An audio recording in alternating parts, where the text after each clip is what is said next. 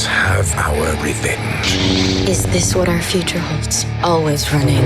Together, we can destroy the Empire. The Emperor wants you dead. Maul. This is Rebel Force Radio's Maul, Shadow Lord, After Show.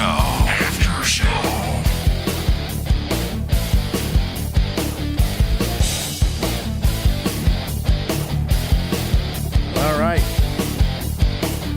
Here we go again. More Maul. Maul, Shadow Lord, episodes 5 and 6 here on Rebel Force Radio. Thank you for joining us here on the Maul, Shadow Lord after show. Gonna warn you right now, there's lots of spoilers. So if you're not familiar with what we do here on the after show, and there's new folks joining us each and every week, which we love and we appreciate. Yeah, this is spoiler territory. None of this like spoiler-free stuff. We're going to go deep and we're going to speculate.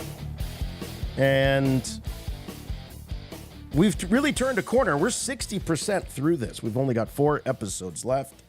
We've seen the first 6, obviously, and things are definitely heating up. I think the tenor of the show is changed with these episodes. It feels in some ways like it's a different show. And I think the arrival of the Empire has a lot to do with that.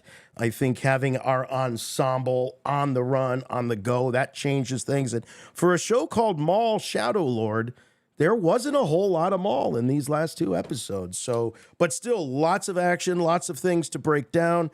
Character changes, character movement. We've got a droid. We've got a young man. Both kind of re-educating, relearning everything that they thought they knew about their world. So all kinds of compelling, interesting stuff here this week. So thanks for tuning in. As I said, we always love to have you here at Rebel Force Radio and by Rebel Force Radio. If introductions in order, I mean me. My name is Jason, and with me, as always, my good friend and yours from Chicago, Jimmy Mack. Hey, Jason. Hey, Star Wars fans. Hey, Maul Rats. Yes, the Empire has arrived, and so have we. I'm really excited to get under the hood of Maul, Shadow Lord, because some people were popping in today during the day job, and they wanted to talk Maul with me, and I refused. I wasn't going to blow my load on those guys. I was going to blow my load on you guys. So you won't even blow your load with the Jedi Council. You go completely dark after you watch the Maul episodes, and we hear nothing from you until after you've had a chance to have your say on the after show. That's right. And I'm soaking in the new episodes all the way up till the last moment right before we go on the air.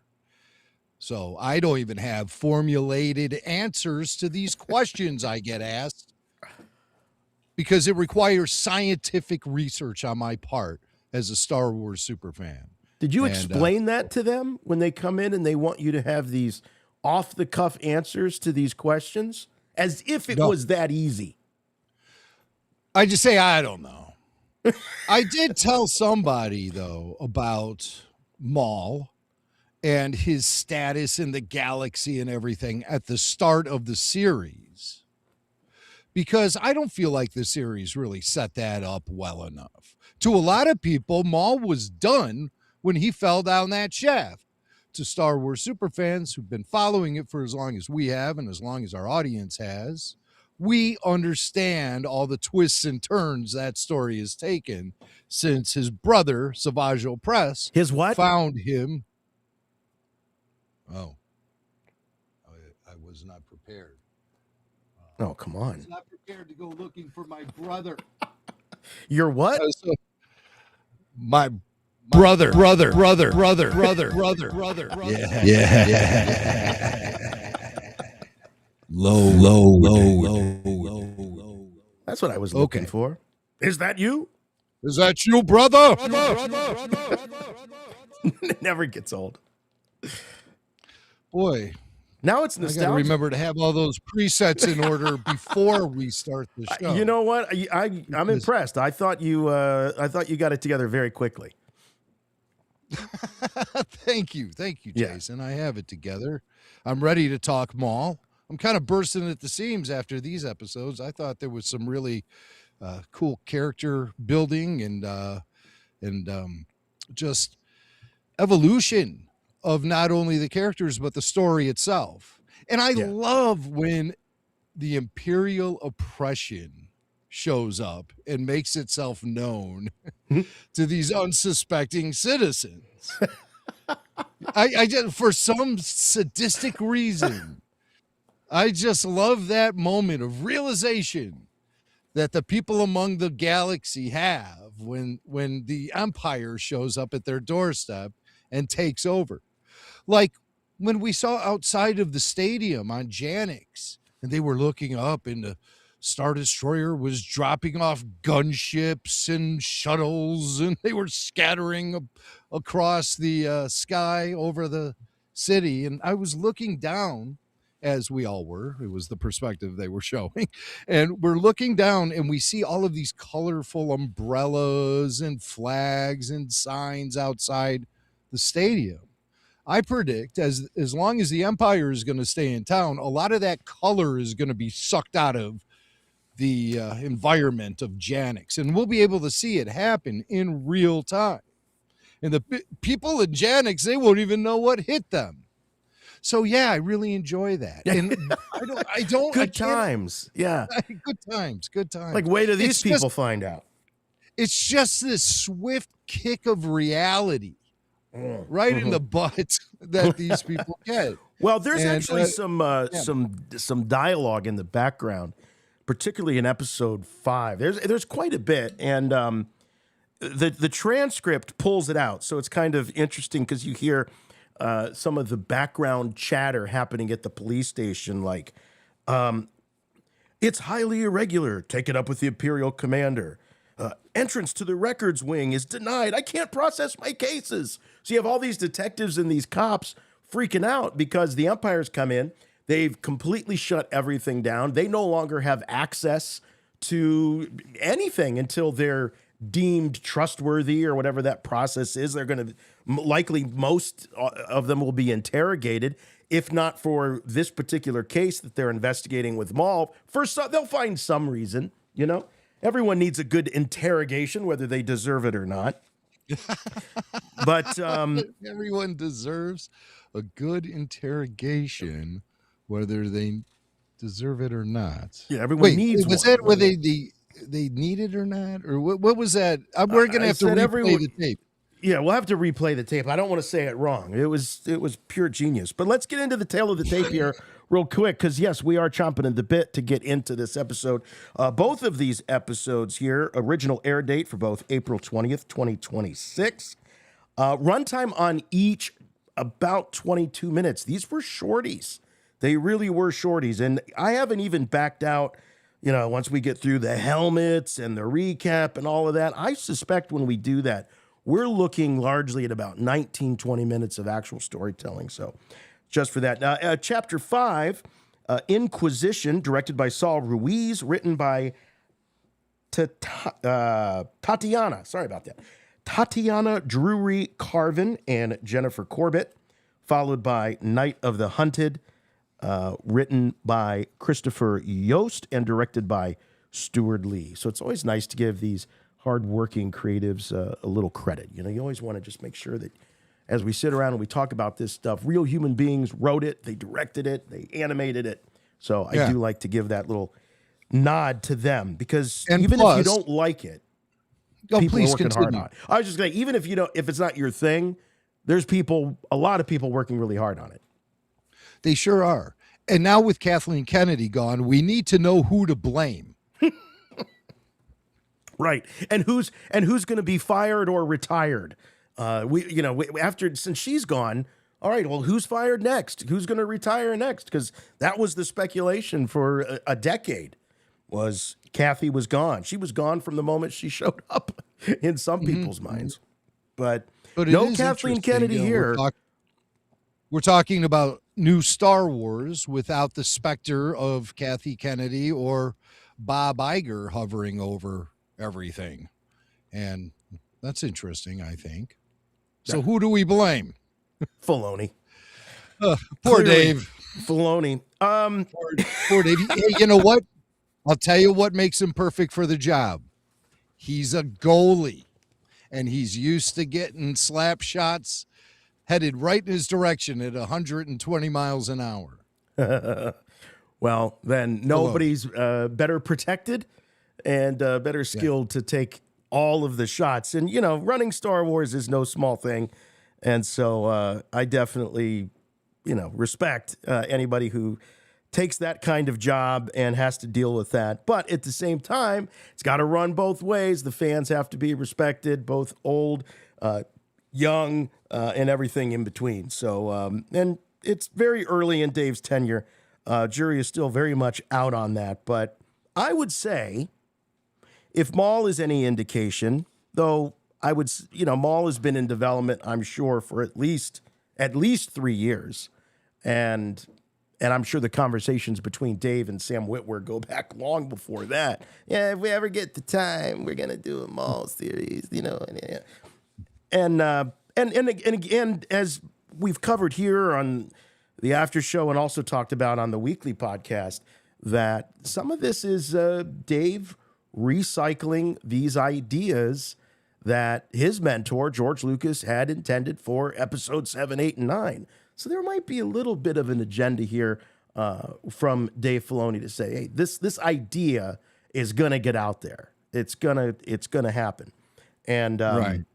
Gosh. Just repurposed into the different timeline, a timeline that makes sense. I've heard this being referred to as the middle story for Darth Maul many times. Obviously, the first part of his story was told in The Phantom Menace and Clone Wars, and the last part of his story was told in Rebels.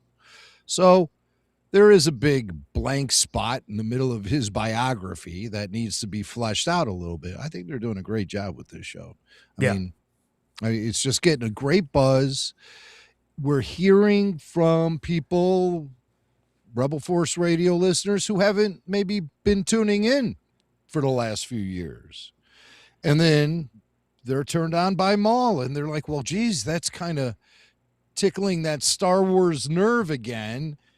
Maybe those chuckleheads at Rebel Force Radio are still, oh my God, they're still at it. Well, let's see. Yeah. Oh, yeah. They can't possibly still be doing this after all these. Oh, my God. There they are.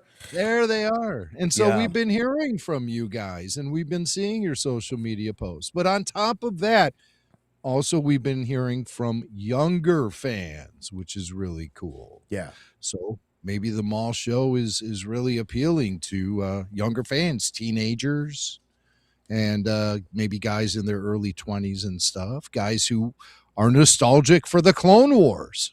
Yeah.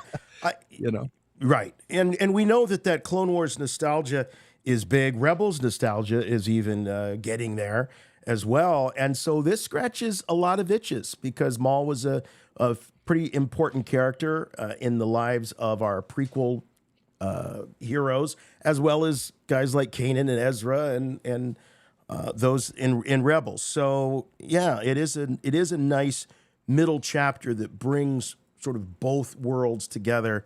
I think in a really great way. Jim, we were talking earlier about the Empire's arrival and what that means for the show. Do you feel that having the Empire there on Janix really ups the ante, or would you have rather spent a little bit more time living in this seedy underworld of Janix and watching Maul piece by piece rebuild his crime syndicate and all of that? Or is this too soon, you think? Too soon. Well, you said it yourself. We're 60% of the way through with this series. Maybe it is a little too soon. Well, the season. We know season. I'm sorry. At least one, right. More I'm seasons. sorry. That's what I meant. That's right. That's what I meant. But is it too soon? Well, they have a lot of Imperial characters to burn through. We know at least of Merrick and the Crow. Yes. And we've yet to see the Crow even. So he has to make his big appearance. And I bet, I'm still holding out hope we'll see Darth Vader apparently toward the end, maybe in the finale, the season finale. So I don't know. I think, with keeping those characters under consideration and wanting to give them ample time to appear and apply some substance to the story, I think it's a good time for the Empire to show up. I really do. I was surprised because we know that Maul has to really build up his status within the underworld. Now, there was kind of this feeling that there was finality. At one point, Vario says, hey, you got what you started out to do. We got the pikes. You're running that. All's well, right? Am I free to go? I've done my part of the bargain. So I don't know. Is there, do you get a sense that there's finality in Maul's underworld gangster quest at this point? Well, I guess so. I guess he's gone through who he needed to go through in the underworld, who really did him wrong. I'm surprised the Hutts weren't somehow included in that, but I mean, we never saw any evidence of Maul working with the Hutts. We've only seen him working with the Pikes, the Mandalorians, and the Black Sun.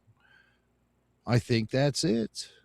Yeah. I don't recall any other criminal organizations being part of the Shadow Collective. But Maul really had it out for those Pikes, and he did a number on them. So I guess so. I guess his tour of vengeance has officially come to an end. You see Rook Cast. She's got the T-shirt with all the tour dates on the back of it. Ending with Pike Massacre. Right. And so that's it. But yeah, he offers the little guy the opportunity to leave, and our guy, what's his name? Vario. He decides to stick around because he figures, hey, his odds are better with Maul than out there on his own facing down the Empire. Yeah. Yeah, and you know what? We need his comic relief. That he does break the tension in certain moments. Him and Spybot both sort of fill that role. Yeah. Oh, another sassy droid in Star Wars. Here we go. Simply shinies. Oh, that's pretty good. Any impy shinies out there listening to this? Working on that one, huh? Oh yeah. That was good. That was good. I like Spybot when he's speaking garbled nonsense, droid nonsense. I don't like when he's saying the goofy stuff he has to say. Like his baby talk? Yeah, the baby talk and the bushki do and all of that. I don't like that. Yeah. That's ridiculous. And we did make it through these 2 episodes with no bushki do business happening. No bushki do, but impy shinies, that made it. Yeah. He's saying smile when he's taking a picture. I mean, who cares what that thing has? I think he's there for the kids. He's there for the kids, and there's nothing wrong with that. I actually I find him kind of funny. I'm going to go on a limb here. I'll tell you what. I like him better than Chopper. I am not a Chopper fan. Never was a Chopper fan. Chopper.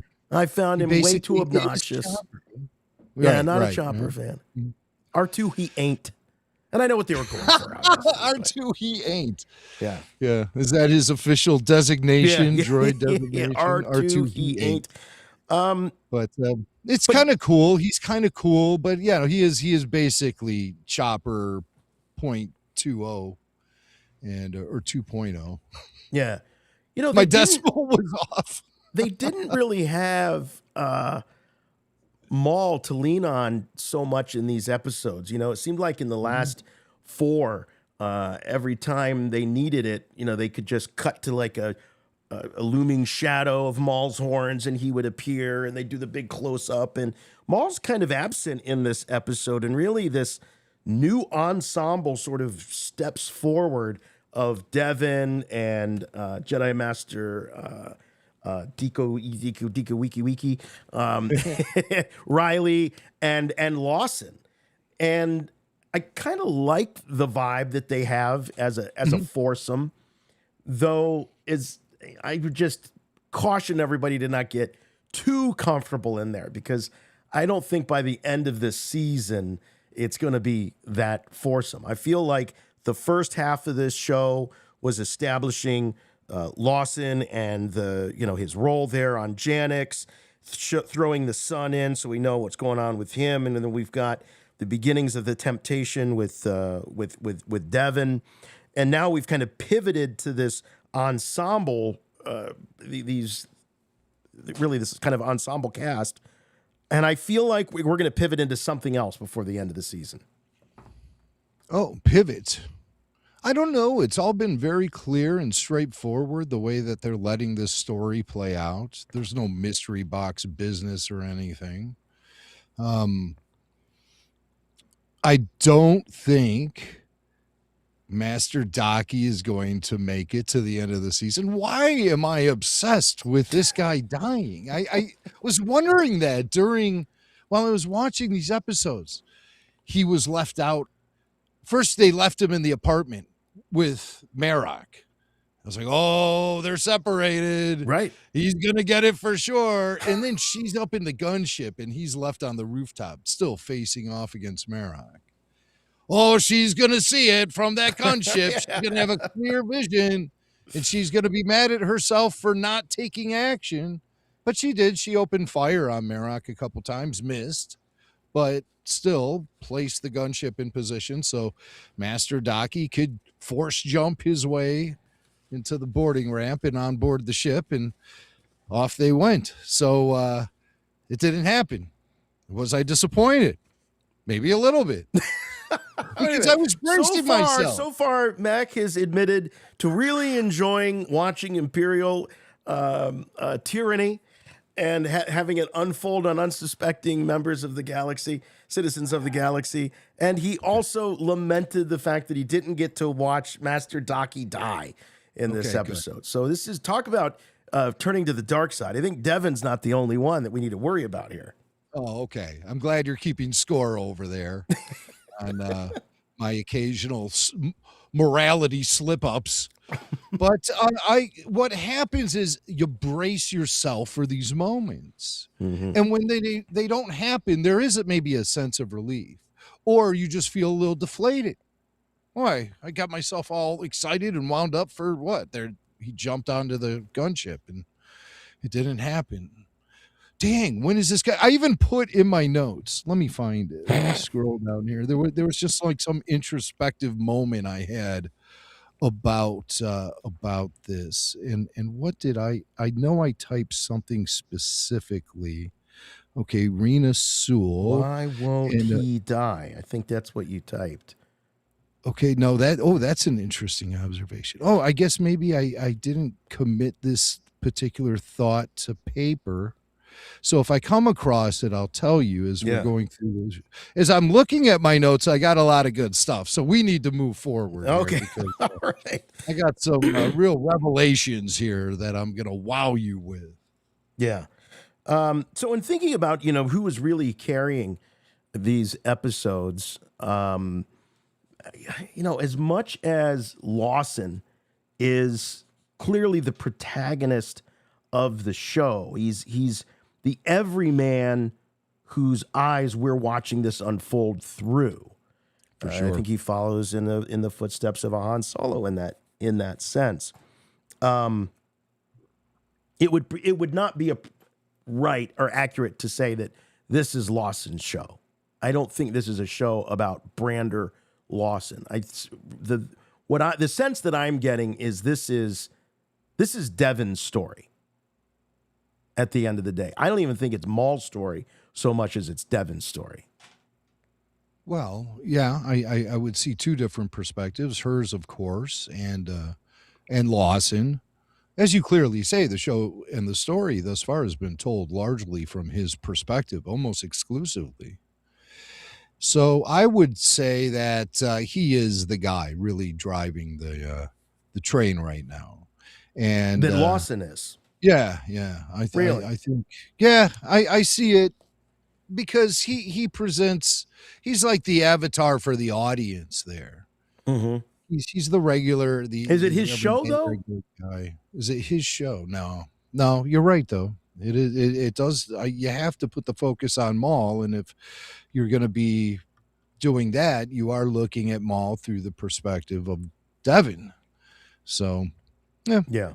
hard to say. It's a well balanced ensemble with characters that are likable and characters that are easy to understand and follow. You're not questioning the motives of any of these people, really.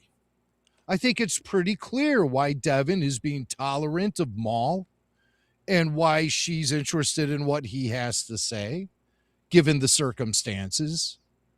And I think it's understandable on a human level to see what Lawson is going through. He's a family man, splintered family, but still a family man nonetheless, with a son that he struggles to find time to spend with, and all the other things that people go through. That's something we don't always get from Star Wars. And it's nice to be able to have that human level of relatability.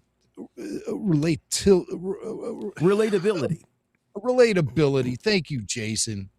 Thank you. My tongue's swelled. My tongue is swollen. Misa, My tongue. It's a Star Wars show, folks. We can be weird like that. Yeah.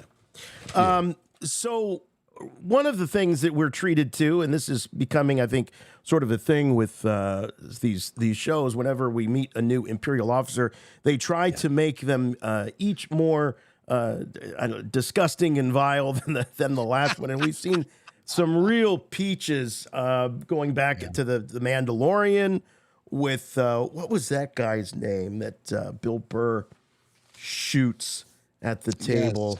Yes.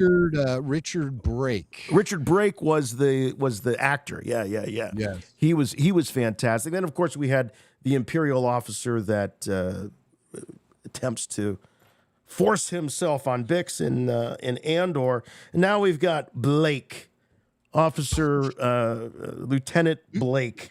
That's right. And boy, they even give him kind of bad skin, and they really make this guy pretty repugnant from the very beginning. And he takes over, and the very first casualty, I mean, I think we can kind of assume R.I.P. Chief Kleiss. Oh, of course. We're not going to be seeing her anymore. Chief Kleiss leaves to be interrogated, never to be seen again. Yeah. She's been, what did he say? Something along the lines of, she's been reassigned permanently. Yeah, right. Yeah, right. Thanks, Blake. I love Lieutenant Blake. He's the freckle-faced imp. I think that's a first with the freckles. And I was wondering if his name, Lieutenant Blake, I wonder if that's a tribute to McLean Stevenson's MASH character, Lieutenant Colonel Henry Blake. So I don't know. Probably not. But I mean, he was a good guy. Blake. I mean, this guy is he's no Lieutenant Colonel Henry Blake. Yeah, he's no McLean Stevenson. But he takes charge of operations on Janix the second he sets foot on that planet. And Kleiss disappears for good. She's been permanently reassigned. And Kleiss, that was an actress named Keiko Agena, which I think would be a cool Star Wars name, actually. Keiko Agena. But she's best known as Lane from the Gilmore Girls. So, Lane from the Gilmore Girls. Very Watch nice. that show? That was Kleiss. Tanya in the chat just reminded us, she goes, maybe it's a tribute to our own Blake here at Rebel Force Radio. Kid Blake. Kid I Blake. like that kid. Now- I like that kid and all his crazy theories. It's a tribute to our Blake. Yeah. Well, of course it is. Yeah. No McLean okay. Stevenson here. No, well, I just heard the lieutenant, and I thought, well, lieutenant, yeah, whatever. Okay, So- but she's right. I think Tanya's right. Yeah. So by removing Kleiss, obviously that then puts Lawson right square in the crosshairs, and he's the next victim of this interrogation, which we'll talk about in just a moment. But then we got Daki and Devon. They're trying to get out of there. They're trying to hide, and Devon's frustrations that she has very much echo the kind of rhetoric that Maul has been spouting, and it worries Master Daki. Master Daki believes that Maul it got into her head, and that is not something that he likes, and it's very concerning for him because you can imagine he's feeling like, the dark side does what it does. It's very tempting, and it's very alluring. It seems probably more natural. Yoda calls it easier, quicker, and all of that. So what does he have to offer her other than just more running, more starving, more eking their way? I don't even think they really know what they're looking for. They're looking for a place to find a refuge. But Jim, at this point, I don't even think that the path exists. In fact, it might actually be this show and Master Daki who could be one of the founders of the path. Ooh, good call. I like that. I like what you're thinking. Will we see the origin of the Underground Railroad for Jedi, the path? That's very cool. I love that idea. But right now, they were just passing through Janix, these two, and they got caught in the wrong place at the wrong time. If Maul didn't show up, they would have just found somewhere else to go. But Maul ruined everything for them. And it's because potentially it was Devon's presence that attracted Maul to the planet in the first place. So we've yet to see any evidence of that. Now, that prequel story is being told in Shadow of Maul via Marvel Comics, but they're only 2 issues in. So we don't know exactly what draws Maul to Janix. But I think it is. I think it is the visions. As a matter of fact, maybe we do know. Maybe there was some dialogue in an earlier episode where Maul does reveal that his quest for an apprentice is what drew him to Janix in the first place. But it's definitely it's implied. He doesn't come right out and say it. It's just that he's having these visions. And however, yeah. Yes. However, it is crystal clear that the reason he's staying on Janix is to acquire an apprentice, because Rook Cassidy even confronts him. Oh, yeah.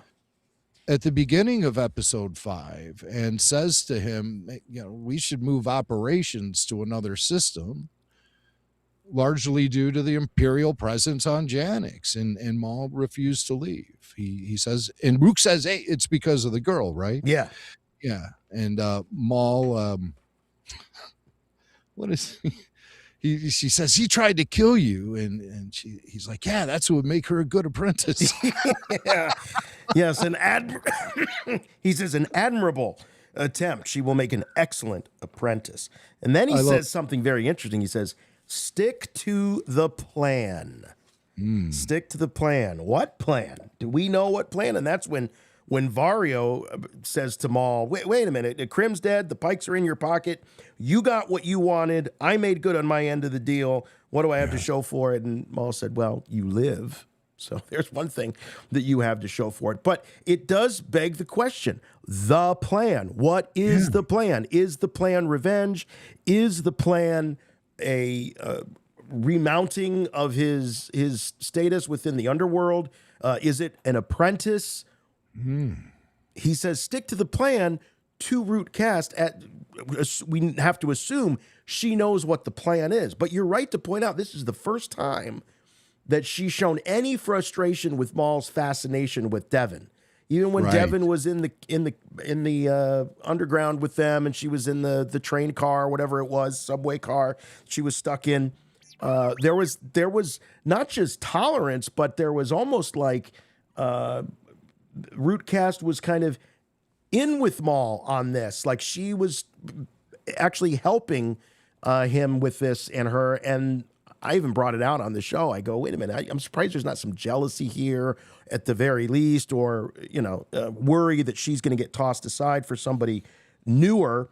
But that didn't seem to be the case up until now. And now with the Empire there, this is when Rootcast wants to pump the brakes and say, wait a minute, this isn't essentially what we bargained for here on Janix.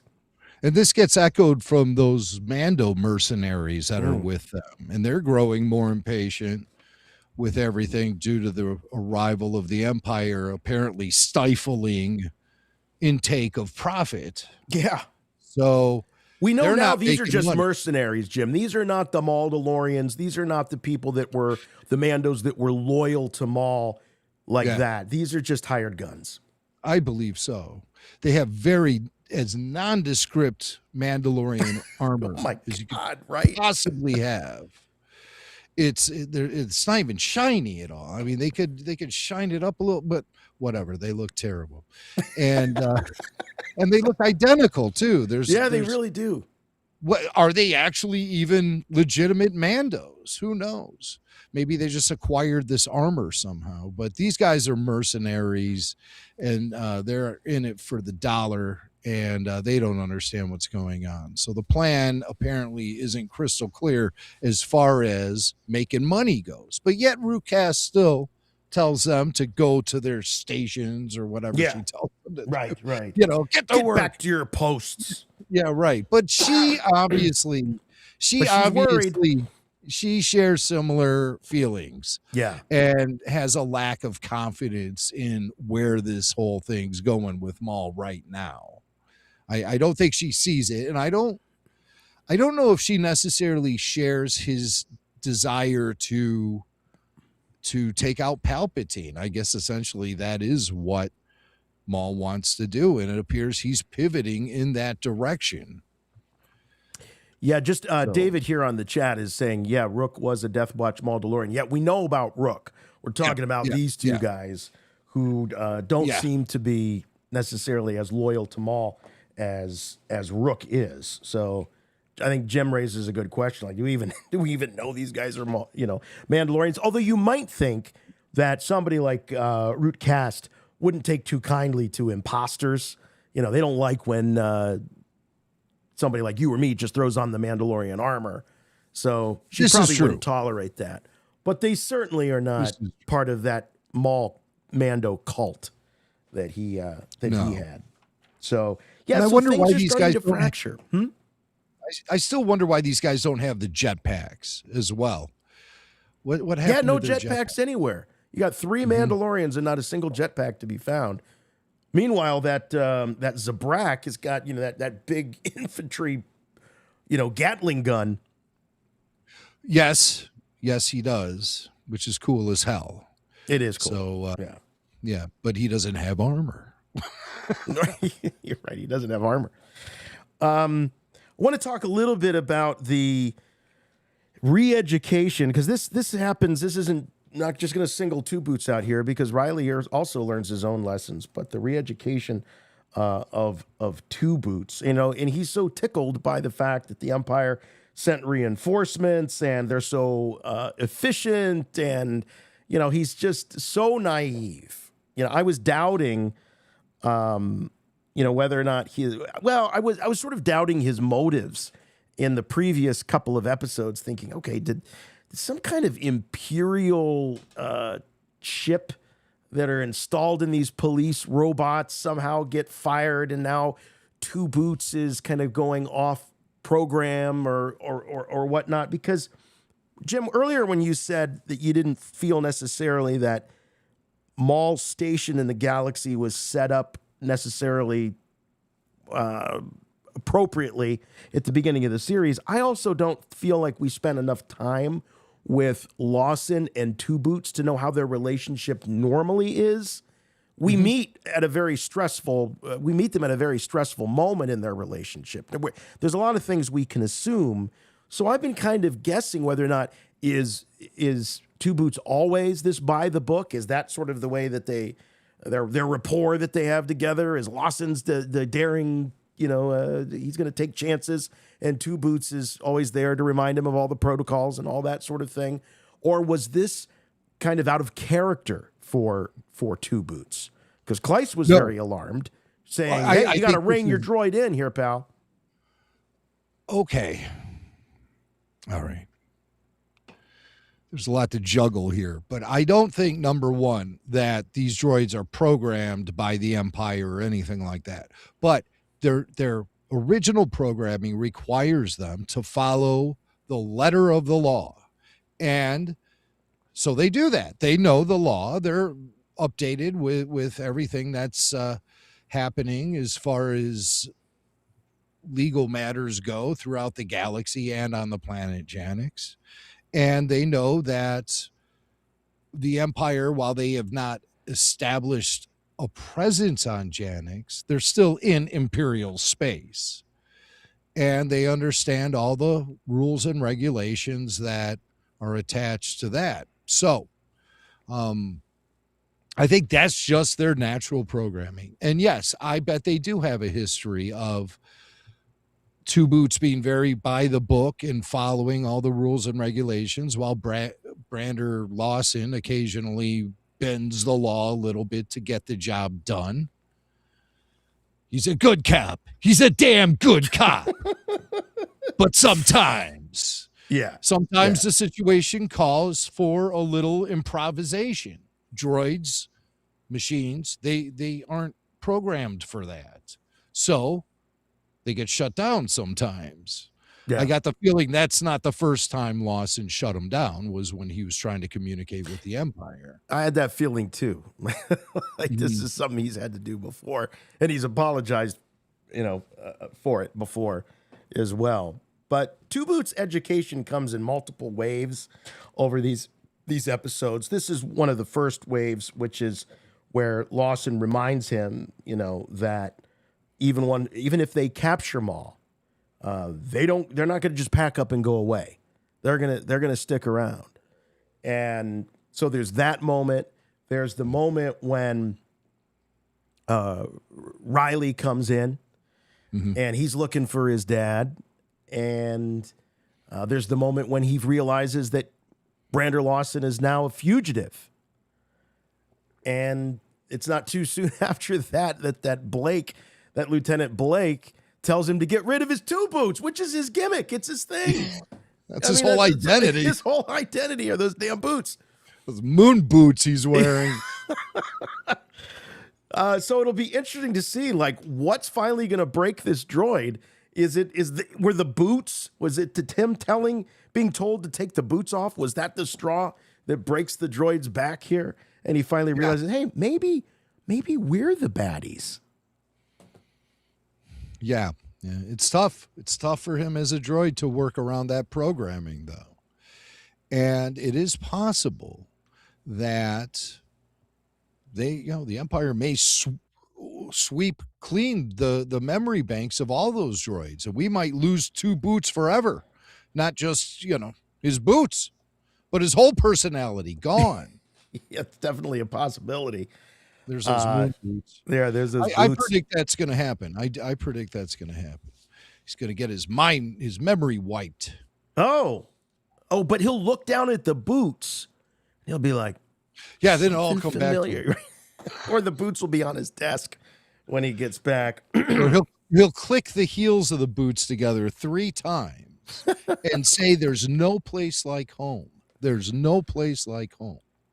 Well, I don't know about getting the memory wiped. I do think that we are going to see at some point in the next couple of episodes, he is going to break protocol, and he's probably going to do something to aid our runaways and throw the Empire off their scent at some point. I think he's going to do something heroic, which is going to be a big moment for him, and maybe that's when they get him. They find out that he was the one that did it, and we got to get the droid's memory wiped. But I think he's going to have a heroic moment when he finally rids himself of that brainwashing. And I couldn't help but think that when, that conversation between the two of them, between Two Boots and Lawson. It's like, how many times have you been in a conversation? There's just like somebody's just like such a company man, or they're just so brainwashed. It's like, you know, Lawson even says, you just don't get it. It's wasting my breath trying to talk to you.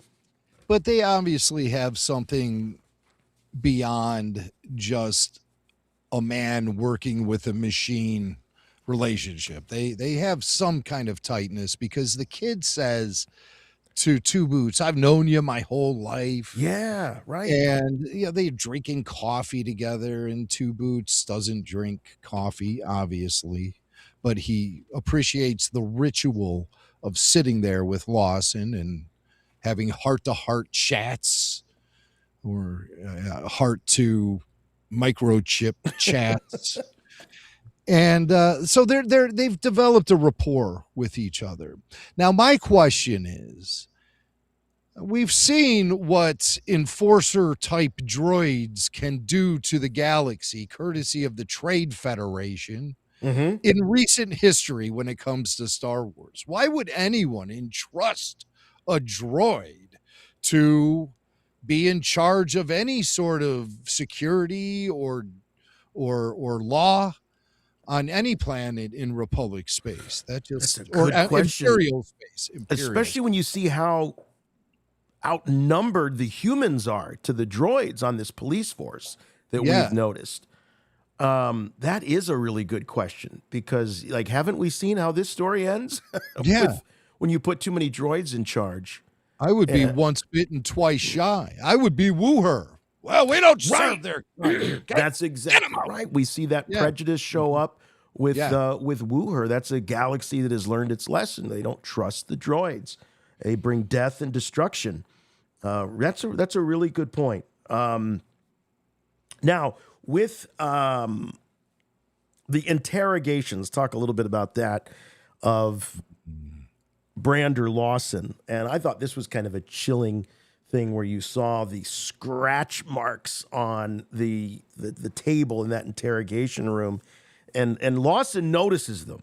So I don't think those were there before, not that they never, maybe tuned somebody up there when they're interrogating them in that police station, but not to this extent. And I think we're left to assume that these might have been the nail marks of one Chief Kleiss. Oh, absolutely. Yeah. And so I don't think she just went. Some people were like, oh, maybe she went to one of those prison planets. I don't think so. I don't think she went to no prison planet. I think Merrick ate her for dinner, quite honestly. I think he put her on a spit, cooked her up, made burgers out of her. She's gone. She's toast. And Merrick gets introduced.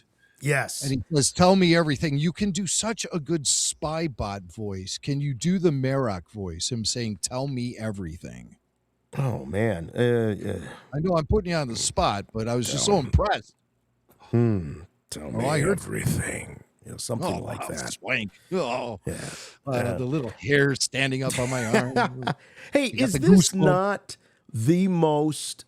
I think this is maybe not the most, but one of the most scary Inquisitors that we've met. Despite the fact that we've seen Merrick before, we've seen a lot of Inquisitors. We're up to how many brothers, how many sisters, but this show really does make this guy out to be a force to be reckoned with. He's got that sort of Michael Myers, Jason Voorhees serial killer horror villain thing, where he just is relentless and keeps coming and keeps coming and keeps coming. I thought this was the first time in a long time, if ever, I've ever actually felt kind of intimidation from an Inquisitor, because they've become kind of a joke in the Star Wars universe. Well, they're so disposable. Right. And some of them go down without even a fight. It feels like. Yeah. But Merrick, he's a good one. And he's much more intimidating in this show than he was in the Ahsoka show, where he came off as just sort of a dumb goon. Yeah. In my opinion. Yeah. Just like this dumb goon. In this show, he's cunning, he's evil, he's capable. He held his own against Darth Maul and Devon. So, yes. Not the easiest thing to do. I would think Darth Maul would be able to handle any Inquisitor you throw at him. And I still feel that way. I still don't think that these Inquisitors pose a legitimate threat to him, but he still has to deal with them. Yeah. And do you and feel so like maybe Merrick- this is a little bit of a reboot in some ways that maybe the creators are trying to do here, where they realize that the Inquisitors are not the scary foes that they could be, and so they want us, as viewers, to take them a lot more seriously. It's just interesting. Well, yes, I hope that's the case, because we've been looking at them as merely disposable goons. Right. But Merrick is different in this case because we know he'll survive. Right. Or does he? Well, that's the question, right? Yeah. As far as we know, he doesn't have any sort of background with the Night Sisters. But what if he removes that mask and he is indeed a Zabrak from Dathomir? Mhm. And he is imbued with some sort of Night Sister magic. Or he dies and Darth Maul uses Night Sister magic to bring him back to life as just like a tool, a dumb killing machine, like he appears in the Ahsoka show. Yeah. Well, the But fact that he's I'm sorry, go ahead. Well, let's keep talking about his character before I start laying some trivia. Well, on you. I wanted to say, so he's the first brother. So you would think that would give him some sort of elevated position. So he may be one of the first Inquisitors recruited and trained and brought into the fold. We first see him canonically in Tales of the Empire, and he's pretty menacing in that as well. And then we see him at the end in Ahsoka, and that's when he turns into that infamous, puff of green fart cloud that we joke about. And the assumption was, Jim, that Morgan Elsbeth likely reanimated him at some point, because that's what we kind of saw with those troopers, and we sort of assumed that all those troopers over there were reanimated to some degree. So Maul, this series is sort of the middle chapter for us, and Merrick. But I can't help but think, he's the first brother, that this gives him sort of an elevated position within all the Inquisitors, perhaps second only to the Grand Inquisitor. So this guy is he's the OG, we might assume, when it comes to the Inquisitors. Yeah. Yes, the first Inquisitor. Well, obviously, Grand Inquisitor would be the first one, right? But you said that. So that would be the pecking order then, I guess, would go Emperor, Vader, Grand Inquisitor, and then Merrick. So I think that kind of narrows down the field when you look at who he's talking to, because they left that a mystery. I like that. That's kind of a cliffhanger sort of. Well, you way left of out doing one it. other possibility, Jim. You got 4. There's one other possibility, and that's the 11th brother. That is not Ghostface, the Crow. Oh, the Crow. Because we know Yes. the Crow's going to show up. But I hope it's not the Crow, because that's an awful, ominous cliffhanger to give us the Crow. We need a Palps, or we need a Grand Inquisitor, or a Vader for that, I think. You would think this numbering system of first brother, fifth sister, that was like the pecking order. Right. That was the hierarchy. Okay? That was their military rank. So as Merrick is kneeling there, talking to the hologram, it looks like a cloak to me, like it would be Palpatine, but it could be Vader. Yeah. And There's it a lot could of be the cloaks Grand in Star Inquisitor. Wars. I know. But as he's talking there, he says, "My Lord." Yes. And I don't think first brother would talk to 11th brother by calling him my Lord. He would Good call. He'd say, "Listen, Crow, get your ass out here to Janix now. I need some backup with this Maul psychopath. You're He's absolutely with a Jedi right. now. Oh, come on." No, you're absolutely right. Crow is He out. says, "My Lord." My Lord, yes. Good call. And since we do know the Crow is 11th brother, I think that Merrick clearly Right. He would not be outranked. deferent in any kind of deference to the crow. I thought it was interesting that this is not the same Merrick voice actor from Ahsoka. That guy's name was Paul Darnell, and this guy's name is AJ Locasio. That and he's sounds a voice familiar. actor. I feel He's a like his voice name actor. has come up in Star Wars voice acting before. He's the voice of Lego Han Solo. I think that's it. Yeah. He's at least one of the voices. He's done a lot of the most recent ones, including the big Skywalker saga game that came out a few years ago. Okay. So he's been all about Lego, I think both on TV and video games. All But right. not well, the same actor from Ahsoka. That guy's name was Paul Darnell. Paul Darnell. Yeah. All right. Well, let's talk a little bit about Devon, because there's obviously a lot of focus and attention on Devon, and people keep looking for signs that she's falling to the dark side.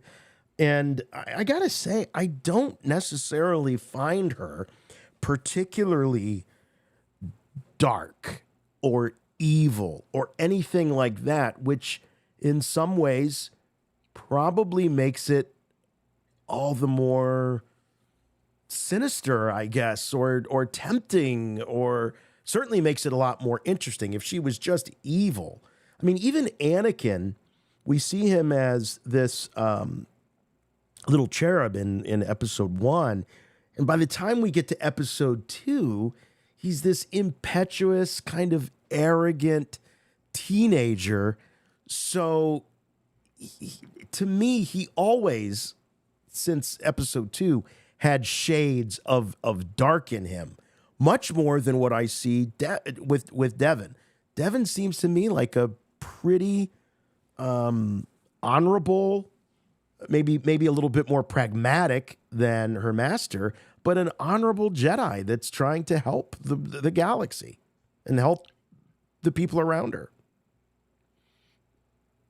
Well, George Lucas had a famous quote about his introduction of Anakin and how you say he was a little cherub face, little pixie.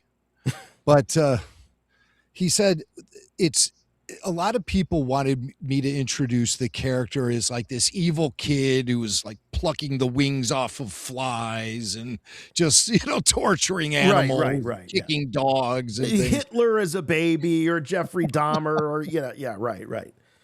But he said the more interesting story is to see how someone who is inherently nice and good gets twisted by the dark side and pulled in.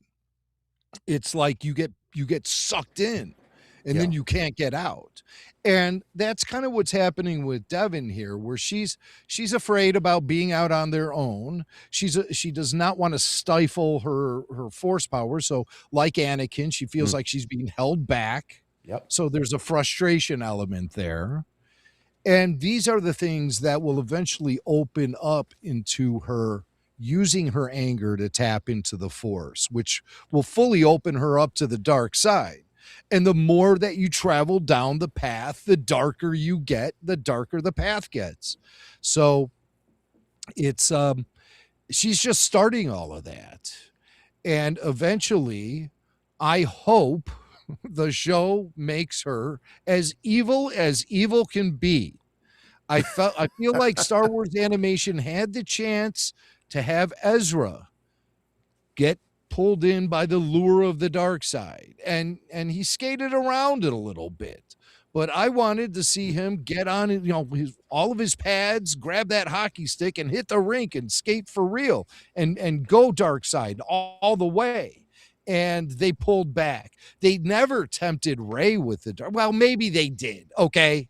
But it never felt she had like a she was vision being of herself. pulled. I think that was She about had a as- yeah. vision, and it just kind of came out of nowhere, and it was late in the game, and it just seemed like that's something that should have been maybe played up upon a little bit more. Is the dark side truly tempting Rey? Because I never felt any fear of her being pulled into the dark side. But with Devon, definitely her connection to Kylo Ren, that seemed to be pulling her towards the dark side, I think. And then just with Anakin, the one thing that I think George missed a bit was, unlike Devon, Anakin wasn't all that likable in episode 2. And I don't know if that was George's intention or not. And that's what makes the Clone Wars and Matt Lanter's performance as Anakin Skywalker so epic and great, because it gave us the Anakin hero that we always wanted. But I feel like they're getting it right with Devon. That's why I'm bringing those other characters up, because she's very, very likable. You see her trying to protect Riley. She's just met this Riley guy. She's definitely trying to protect him. She's trying to care for her master, despite him kind of working against her in some cases. She wanted to rid Janix of Darth Maul. She felt that was their duty as Jedi. Order 66 or no, that was their duty. So everything that she's done so far, I feel like, has been for good reason. I know she's conflicted. She even says in the show that she's confused, but she doesn't strike me as dark or reckless at this point. She has the reputation as a thief on Janix. That true. Yeah. So, she's a notorious fruit cart, thief. Yeah. And I mean, even at one point, Brander Lawson sort of rubs her nose in that a little bit at their apartment when he sends Riley and her off to Riley's room so he can have a private moment with Master Daki. He says, don't let her steal anything or something like that. Keep your eye on her. Don't let her take anything. So then we get treated to this very awkward teenage moment with them both sitting on Riley's bed, and they're kind of comparing their lives in some ways. And I don't know. I'm a hopeless romantic. I thought, well, maybe there could be, something there between the two of them. Maybe they'll kind of fall for each other. They look like they're probably, close to the same age. So unknown at this point whether that might be something. Who knows? I mean, my gosh, look at Anakin. We were just talking about him. I mean, talk about falling to the dark side. Falling in love with the wrong person can definitely make you turn and do all kinds of wacky things, even turn to the dark side. So that could be a device if she develops any kind of affection for Riley, whether it be platonic or romantic. That could be something that Maul uses, just like Palpatine used Anakin's love for Padme. Right. Like she witnesses Maul beheading Riley. And that she goes crazy deep into the dark side as a result. No, the show would never go that dark, and nor should it. But I could see a situation where Maul does manipulate her by putting Riley at risk somehow. Yeah. Like tying him down to something like one of those old Batman traps that would always end the episode, and they'd be tied down to something. And, the dynamic duo. Same bad time. Yeah. So, but I could see something along those lines happening where he puts Riley at risk, and then that way you're threatening both Devon, if she does indeed develop an attraction for him or some sort of, it appears that there is some bonding going on between the two of them. Yeah. There are two moments in these two episodes that I can point at. This one where they kind of are sitting on the bed there, and he's got the ball, and she's like, yeah, we definitely grew up very different lives. But then there's another part where they're alone, and they're talking about Brander and stuff. And I just got a sense that these two characters are bonding. Yeah. He doesn't want to leave her, despite the fact that there's this Inquisitor coming after both of them. He's like, I can't leave you. And he does. I probably would have done the same thing. I'm like, well, she's got a lightsaber. It looks like she can handle herself pretty well. Exactly. And then there's a couple of, at least one, maybe two moments where she's force pushing him out of the way or something, trying to protect him during that incredible battle, which obviously we'll be talking about in just a bit. But I do really like that They're utilizing this character of Riley more than just making him a device to let us into Brander's world a little bit more. I like that Riley is stepping forward as an actual character, and it gives Devon somebody to play off of. And it's kind of funny where she says, let's go, Riley, and let the grown-ups talk. You know, so despite the fact that she's probably seen all kinds of battles and, you know, you name it, she's still, in her master's view, a kid, just like Riley is a kid to Brander Lawson, and then the two grown-ups, you know, have their discussion. But I really loved all these moments between these two characters. I did. And it's great that neither one of them are annoying, right? They're not like know-it-alls, or they're not sassy. Yeah, all the sass is Spybot. These characters are just likable people that you were like, yeah, I'd love to hang out with these people. I'd love to be in this universe and be part of this ensemble, which is not always the case with Star Wars characters as of late. Right. They really have nailed a really nice mixture of quality storytelling, gimmick-free thus far. We're not dealing with mystery box situations or any sort of non-linear nonsense. This is a very straightforward story being told here. And I think Star Wars has needed that for a little while. And I look forward to this series growing as it goes into other seasons. And I hope they keep it nice and locked into this one pocket of the Star Wars timeline, because I think there are a lot of great stories you can tell and continue to tell for a few years with these characters and these situations and Darth Maul.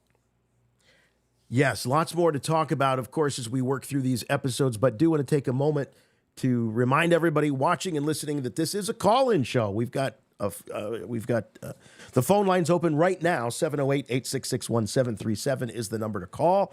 We have our official call screener and program observer, Tyler Page. He's waiting to talk to you and talk about what you want to talk about here on the show. So please give us a call, 708-866-1737. We want to hear your theories, your likes, your dislikes, all of it.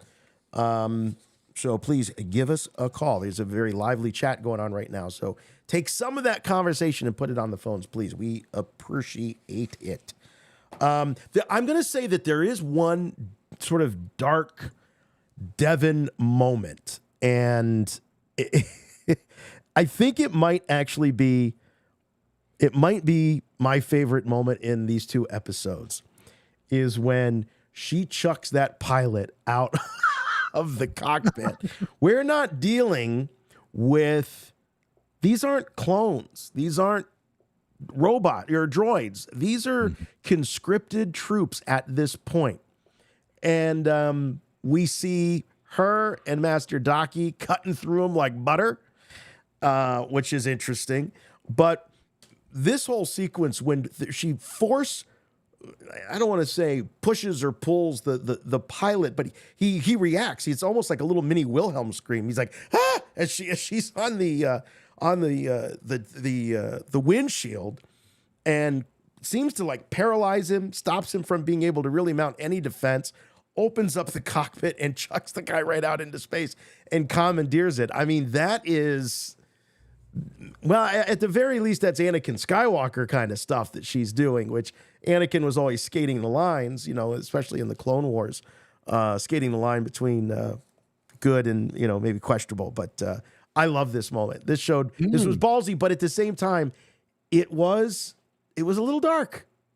There you go. And you are sharing your dark sensibilities with us by highlighting this very moment and saying that you like it. So I'm not the only one. Jimmy's not the only one.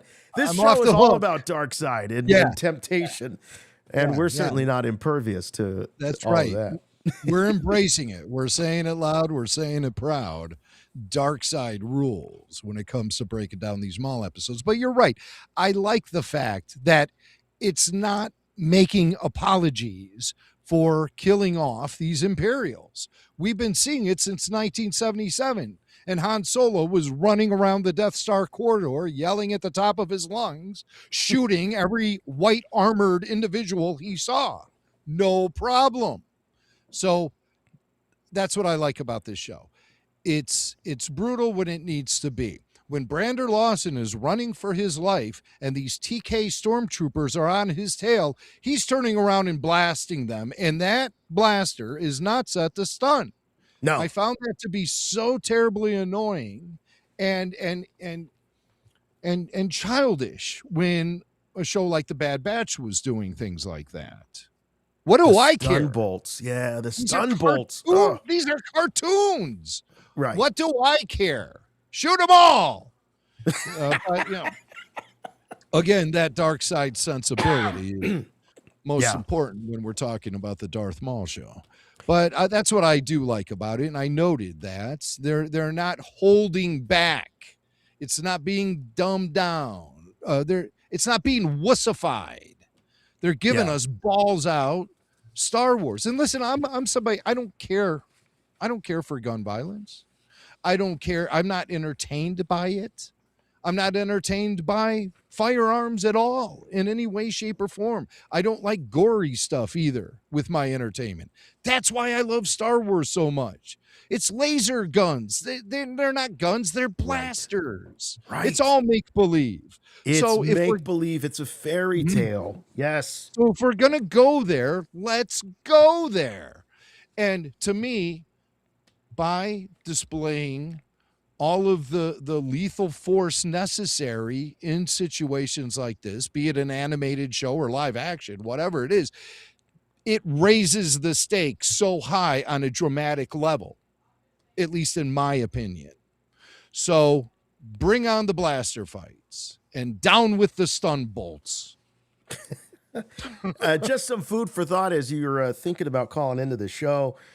Some of the questions we'd love to hear your opinion on things like Devon, for example. Are we looking at a tragic fall to the dark side? Are we looking at a survivor here?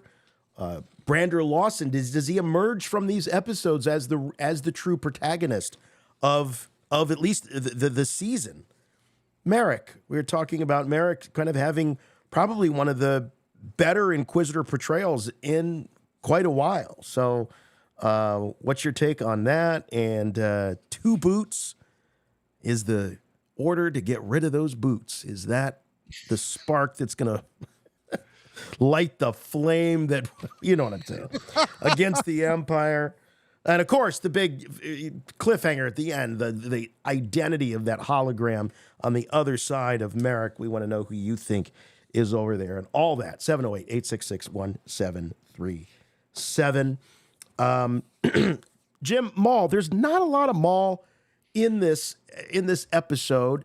I do want to go back to his talking about sticking to the plan, because I don't think we ever got to the point where we speculated what the actual plan is. All we know about his plan is that he and Rook Cass seem to be the only two that know what it is exactly. Vario doesn't know, and it certainly isn't what Vario threw out, which was overthrowing the Pikes and getting, the criminal syndicate all wrapped up. There's something else.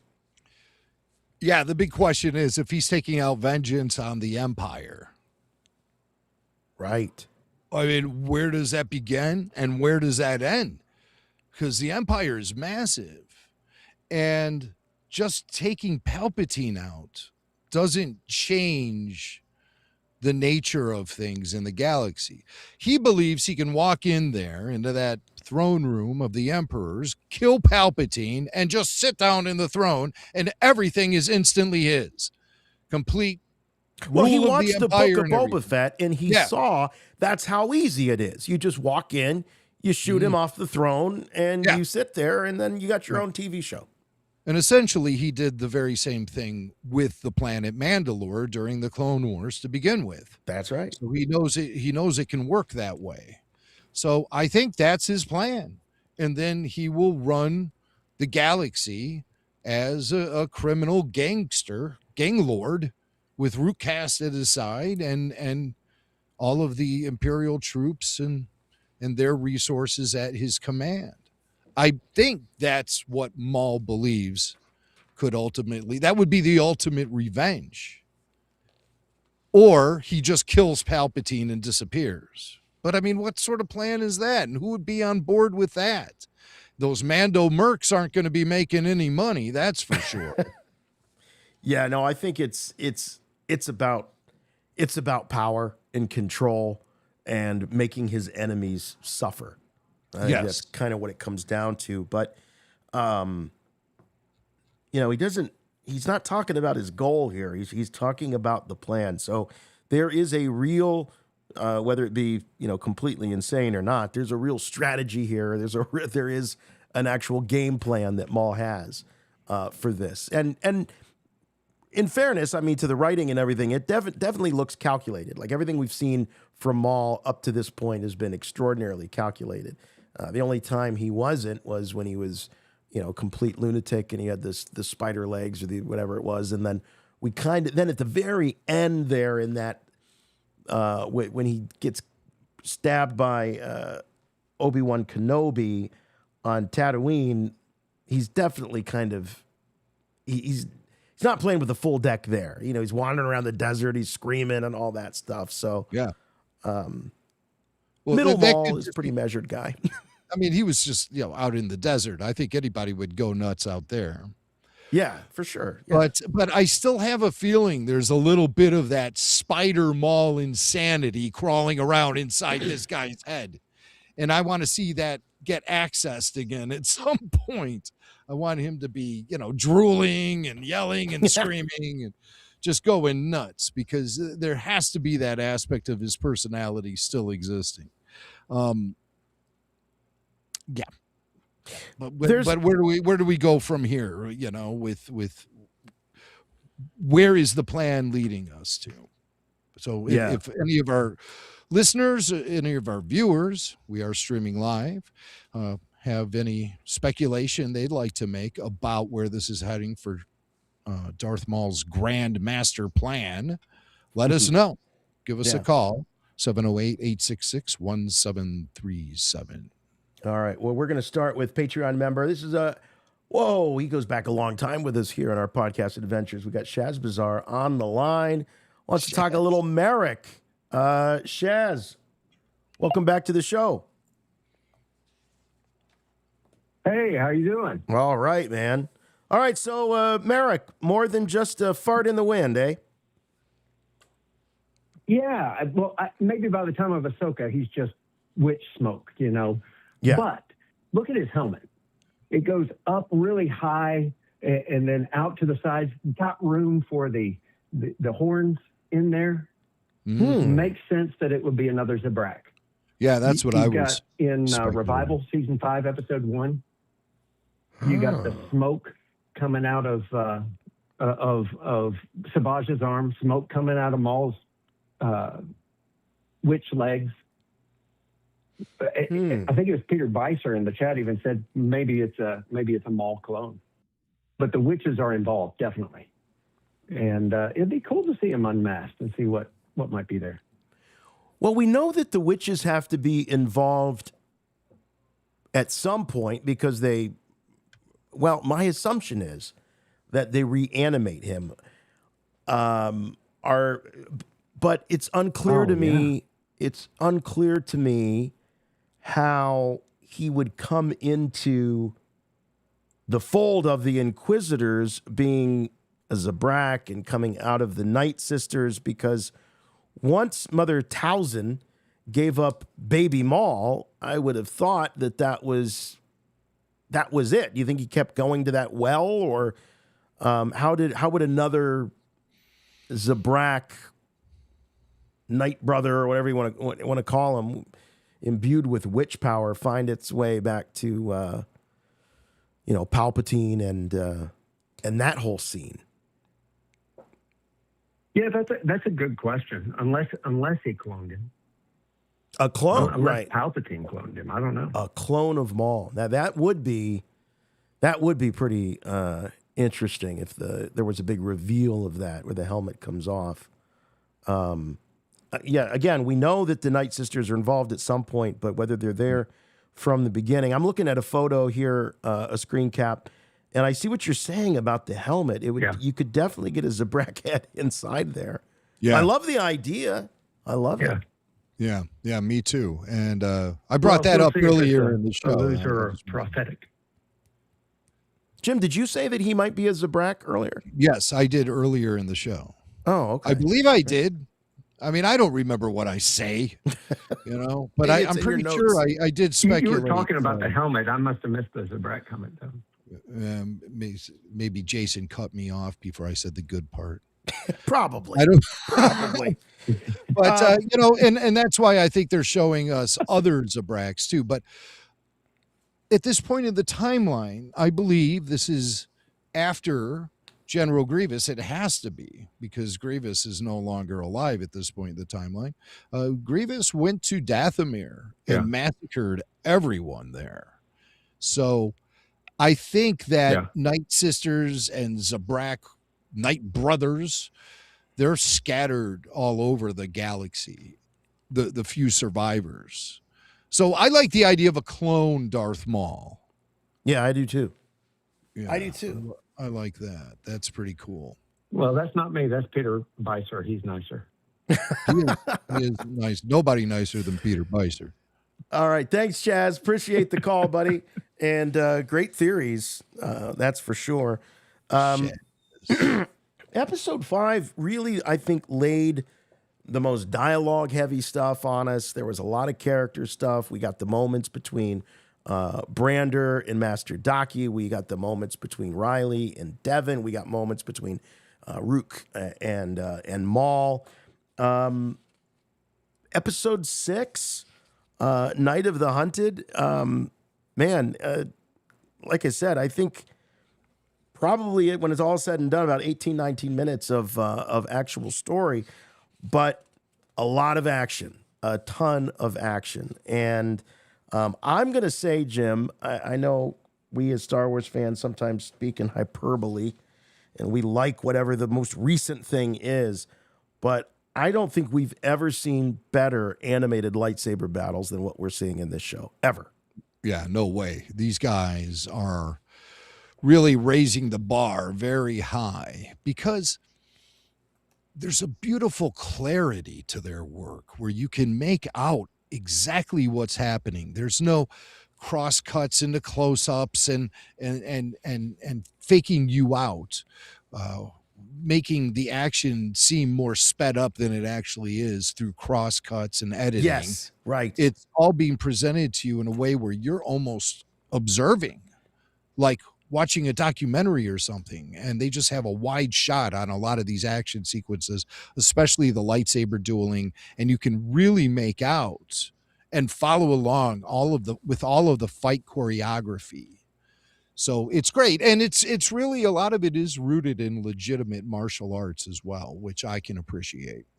Yeah, that's right. I mean, there's they're not taking any shortcuts with this, and the lightsaber battles, and it's great that they're borrowing some of the John Williams music, Duel of the Fates, Battle of Heroes, that's popping up into these.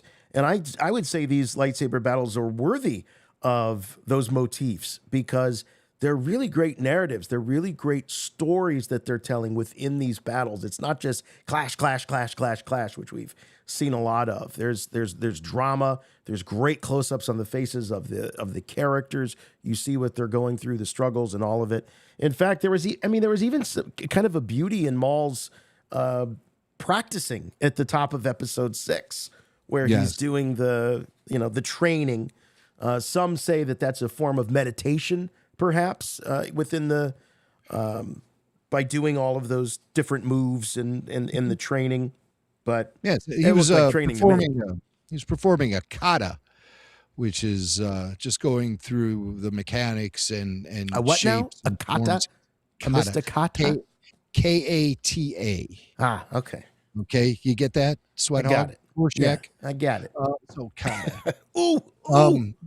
Yeah, and it was cool to open the episode with that, because we didn't see Maul ignite his lightsaber at all in episode 5.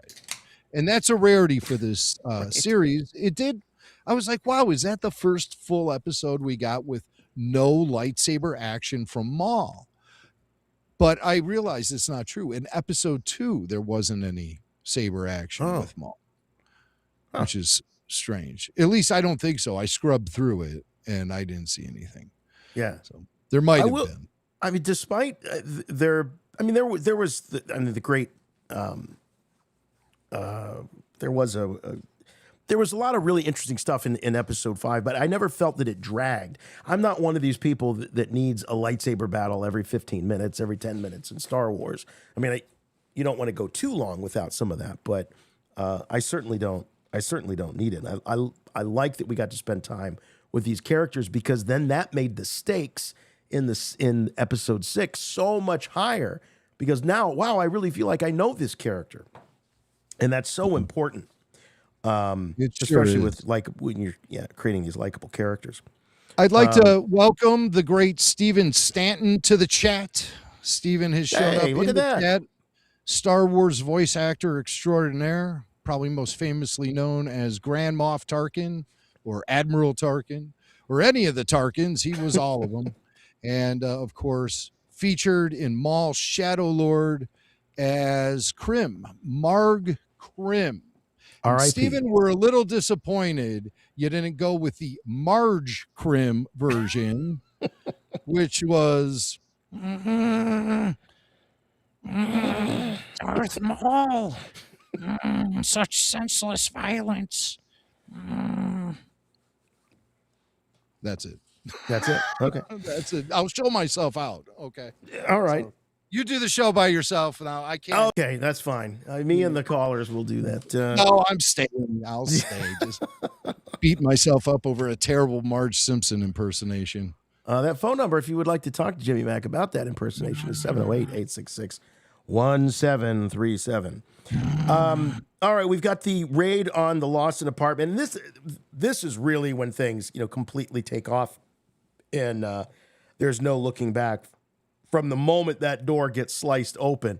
And I'll be honest, they had me. I didn't quite know who that was going to be behind the door. I thought it was possible that it was Maul. At this point, we do know that Spybot has been looking for Devon actively. And I think by this point, it's confirmed that Maul knows approximately her whereabouts. So this could have been Maul, but it wasn't. Obviously, it was Merrick, and he slices into the door, and we have this incredible rooftop escape sequence, which was just awesome. But again, Jim, this is a very scary Inquisitor bursting through the door like this.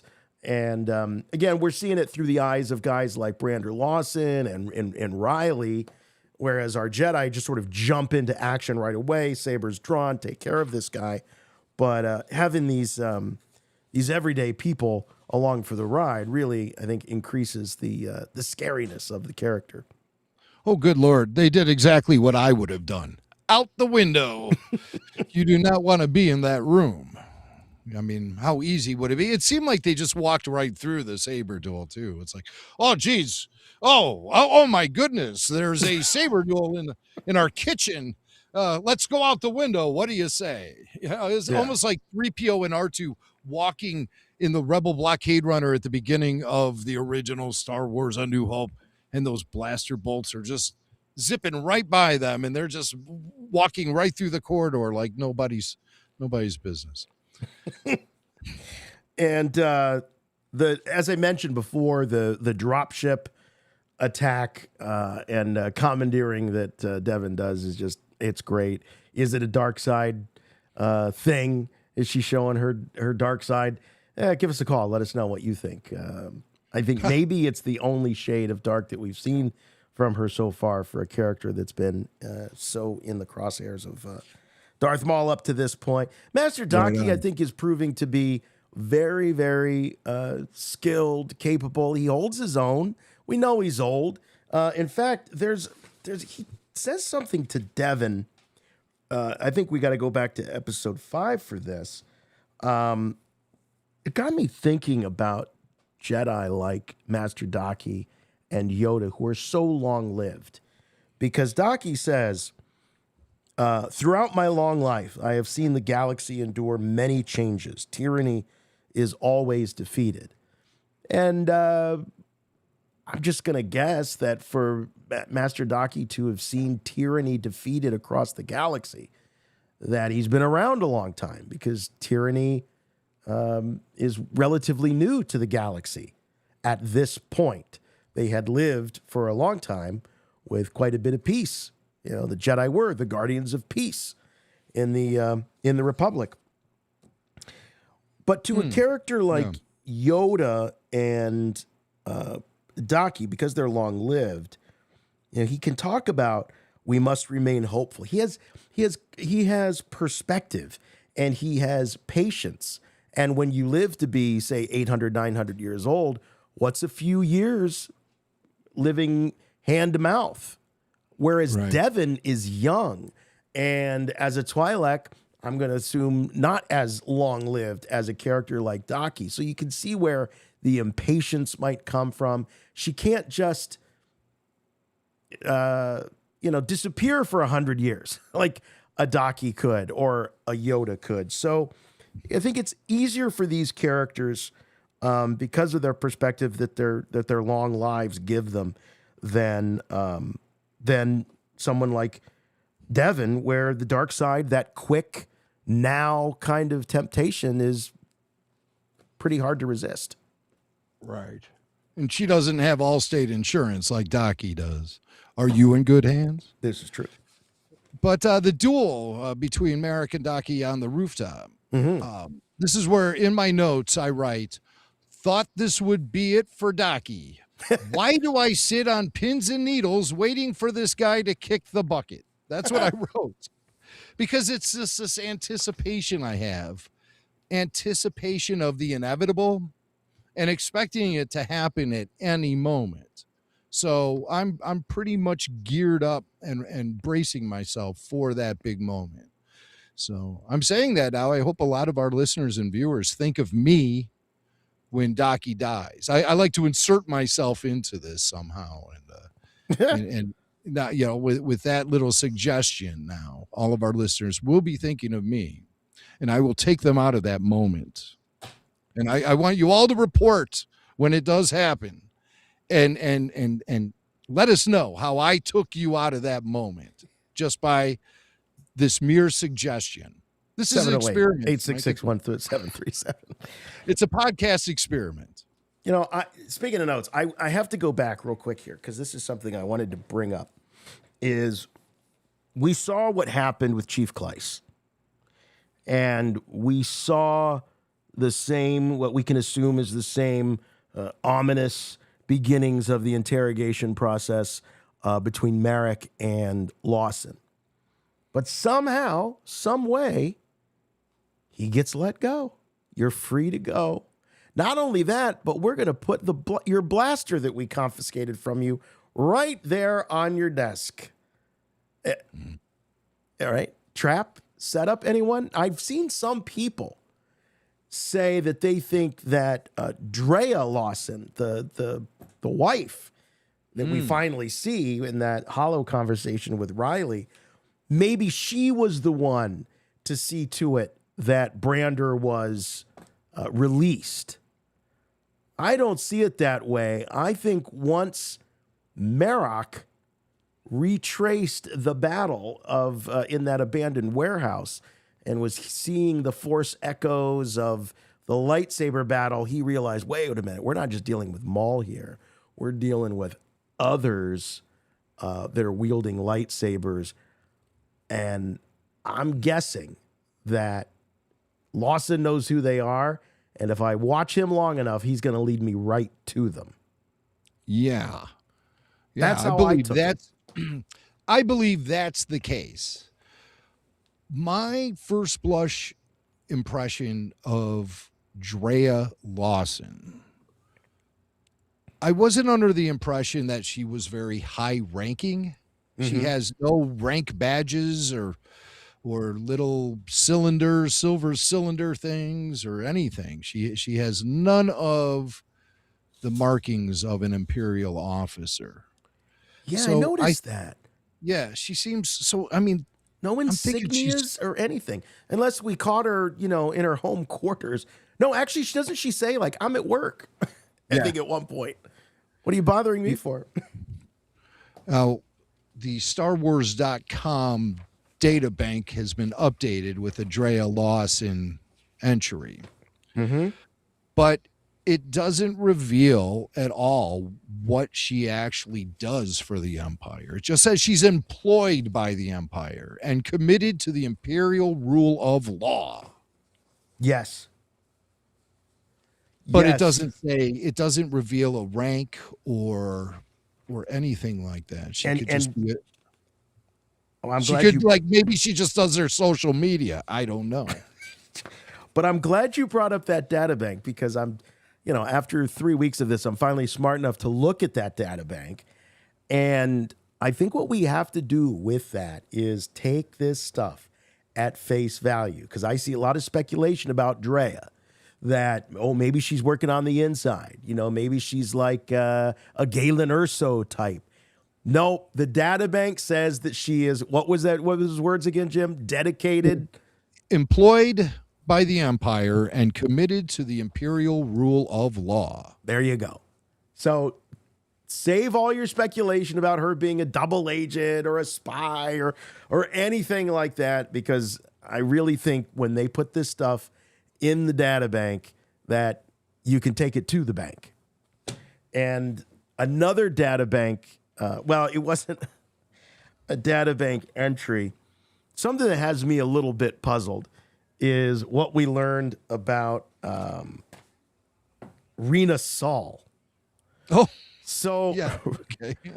So it turns out old Rena, who's running the casino there on Janix, we get confirmation through Riley that she's an informant. That's not unusual for law enforcement to have informants and things like that. But we also find out from the horse's mouth, from Brander Lawson, that she is a former bounty hunter. That's right. And we know, because why? Because we read comic books and the data bank, that Brander is a former bounty hunter. My question is this: how in the world did this not lead him to say, when we were bounty hunters together, or, when I was a bounty hunter? But he's keeping this a secret from the characters in the show, yet we as the audience know this. So the question is this going to end up being relevant at all? I think not, because if it was, it would have been revealed here to our characters. Well, it is relevant in a couple of ways. Number one, it reveals their history together, their past, that they worked together as bounty hunters. Well, he doesn't say bounty hunter, but he says he used to travel around a lot with Sewell. She was a bounty hunter, and they got into a scrape on a planet called Catalor, and they saved each other's lives. So it establishes that she is capable. Like, she's not just some rando lady of the night or casino manager or something, that she has a history where she's been placed in peril. She has to fight. It gives you some indication as to who we're dealing with here, what her capabilities are. So then when you see her fighting with those troopers, you understand where she's coming from and how she can handle herself in a fight, because she has that background as a bounty hunter. So I think story-wise, it establishes a few things. Whether or not it has an impact on the big picture story has yet to be seen. But I think as far as character development, it reveals a lot about her. She's more than what she appears to be. Rich Brendel agrees with that, Jim. He says he's got a crackpot theory. He says she's Cyril's mom. Oh, wait a minute. No, that's the dancer is Cyril's mother. What the hell are you talking about, Rich? Cyril's mom? No, because I thought what Rich, I was giving Rich too much credit. I thought what Rich was trying to say was that Rena was actually Riley's mom. And so, yeah. Yeah, that would be hard to. That'd be a messy situation here. The dancer. I don't know what dancer. What the hell are you talking about? Thanks for the super chat anyway, Rich. Appreciate it. Thanks, Rich. There's a few things going on in this scene with Rena Soul. Number one, just some trivia about the voice actress who plays Rena Soul. Her name is Pamela Adlon, and she's the mother of Devon voice actress Gideon Adlon. So that's from, interesting. Okay, that's cool. Take your kid to work day. Yeah, right. Well, apparently she comes from an acting family too, and she has a long career with notable voice acting credits. Most famously, you'll like this. She was, and probably still is, I don't know if the show is still in production or not. I don't think it is, but she is the voice of Bobby Hill on King of the Hill. Oh, nice. So, hey, Bobby, it's like, oh, yeah. Man. And, Dave Filoni worked on King of the Hill before he worked on Clone Wars. That's so right. Maybe that's where this connection was made. He did. And maybe that's how they discovered that Pamela's daughter, Gideon, would be perfect for Devon. Maybe. So something else I want to point out going on in this casino is that there's an alien who observes or spies on Lawson and the crew at the casino. And they zoom in on this alien, so it's somebody. It's a spy or an informant or somebody. And this alien is a Devlik who is exactly the same as Juan Sandage, Devlik pod racer from Star Wars Episode 1, The Phantom Menace. I can't believe, with that close-up that we got, I must have rewound that beat with that character probably 10 times. Yes. Because I thought the same thing you were saying about, okay, why are they spending so much time on this character? Is it a spy? Is it... And at the end of the day, I don't think it is. I think they were just really proud of themselves for this character design. I see no narrative reason for that character to take up that much screen time in an 18-minute episode. Well, sure. So, I mean, this character is obviously some sort of informant. And you think? Oh, yeah, I think so. I definitely think so. I think this is a spy, and I think it may be Juan Sandage himself. Maybe it is. Well, because he is the splitting image or spitting image. Is it spitting or splitting? Spitting image. So, but I think that might be him. This is the first time we're seeing that alien species in current canon. Yeah. And Juan Sandage showed up in a couple of issues of the old Dark Horse Star Wars comic from the late 90s, I recall. But we've never seen him since. And so this could be Juan Sandage. Now, what's I can't funny believe I didn't get a picture of that. I mean, like I said, I kept rewinding it. I'm like, no, this isn't relevant. This is just, look at our character design. So when I was watching the show last night, I was like, well, there's that character. He was a pod racer. I know he was a pod racer. So I go to the books. I'm pulling those out. Episode 1 thing. And I find his name. Juan Sandage. That's him. It looks exactly like him. And so I look it up on Wikipedia. And there's this great feature on Wikipedia whenever you go to a characters page or whatever. It shows you all of the appearances of that character in canon. Right. You could look at either canon or expanded universe / legends. And so I'm looking at the canon and I'm seeing this happen in real time, where somebody had put on the Juan Sandage page on Wikipedia that at the bottom of the appearances of the character, it said Maul Shadow Lord Episode 6. And I was like, oh my God. Oh my God, that is Juan Sandage. And so then I went to some other pages and I'm researching this and I'm typing notes and I'm fast and furious. I'm like, I can't believe it. I go back to the Wikipedia page and one of their editors had deleted that. And I'm seeing this happen in real time. Wow. And I'm like, real-time Wikipedia updates. I thought you had really discovered something with this. Yes. With this, what is it? Watt sandwich? Jason, if you're not going to take this seriously, I mean, we're really onto something here. Yeah. It's not just me. This is about the fandom, okay? Can you just remove your bad attitude from the room, please? I apologize. So we should probably go back to the phones because we want to talk to Brian from New York. Brian is also a RFR Patreon.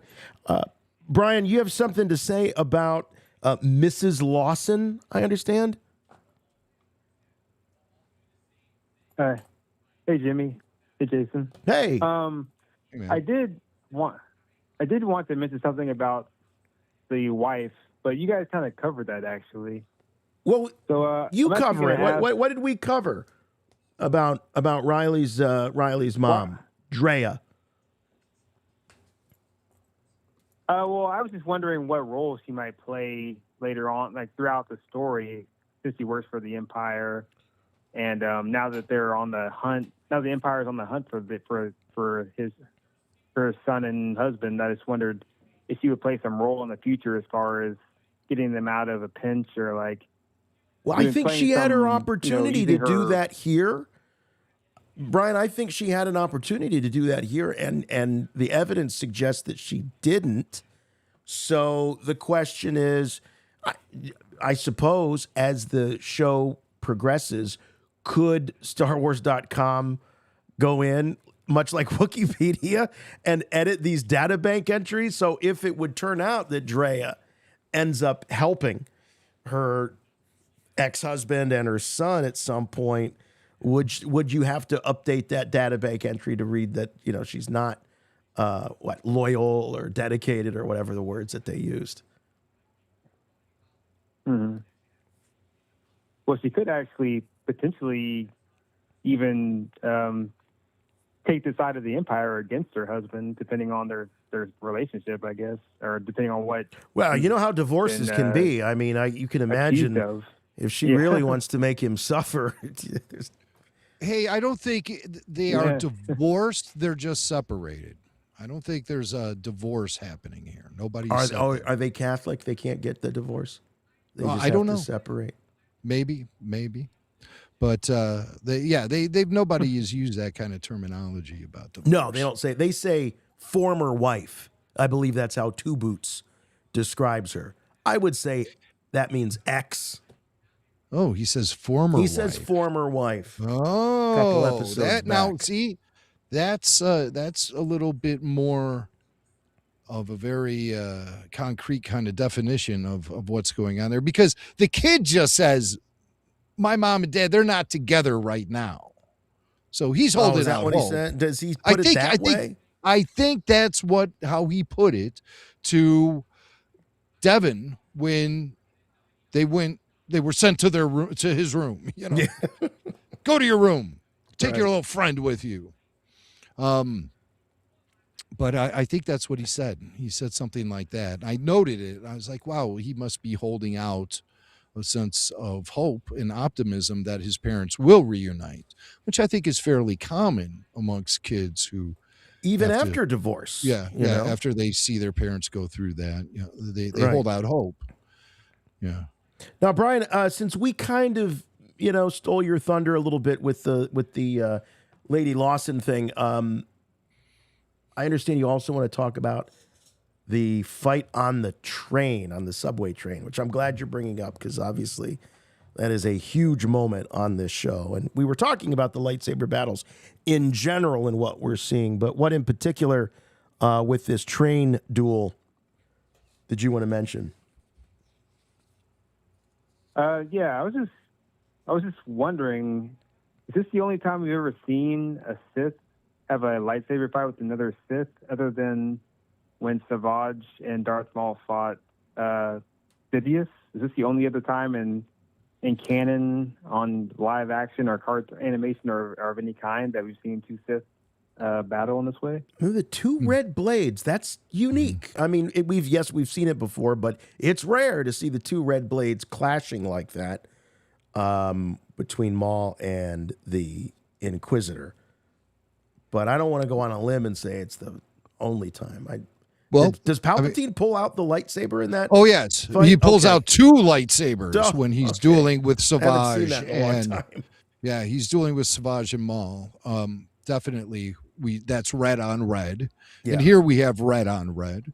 And I think our caller's right. I think those are the only two times in any sort of visual format of storytelling that we've seen Sith on Sith or dark side versus dark side with the red saber blades. Now, Brian, if you're looking for a first, this could be the first double-bladed red on red fight scene we've seen. Wait a second. Wait No? a second. Well, I'm remembering that in Rebels season 2, when Okay. Maul is confronted on Malachor by the Ghost crew, the Inquisitors show up, and Maul does jump into the battle. Okay. So But I can't remember if he's using his saber, the dark saber, a red saber. I can't remember.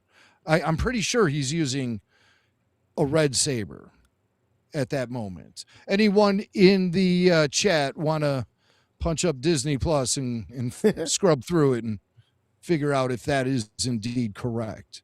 Benjamin Perry is saying that's right, but I don't know if he's responding to me or what. more red on red action says Reva- Asajj versus Dooku. Reva Invader. There, that's a good one. Okay, There's that's one. red on red There's action. one. Red on red, baby. Yeah. Asajj versus Dooku. Right. I guess, yeah. All right. Well, there's apparently several different times. Right. But this one sure seems notable because I was thinking the same thing. Oh gosh, is this the first time? Well, we've seen let's put it red this on way: red it's never saber looked action? better. I'm going to say that than this lightsaber duel. So, Brian, thanks a lot for the call, buddy. Appreciate that.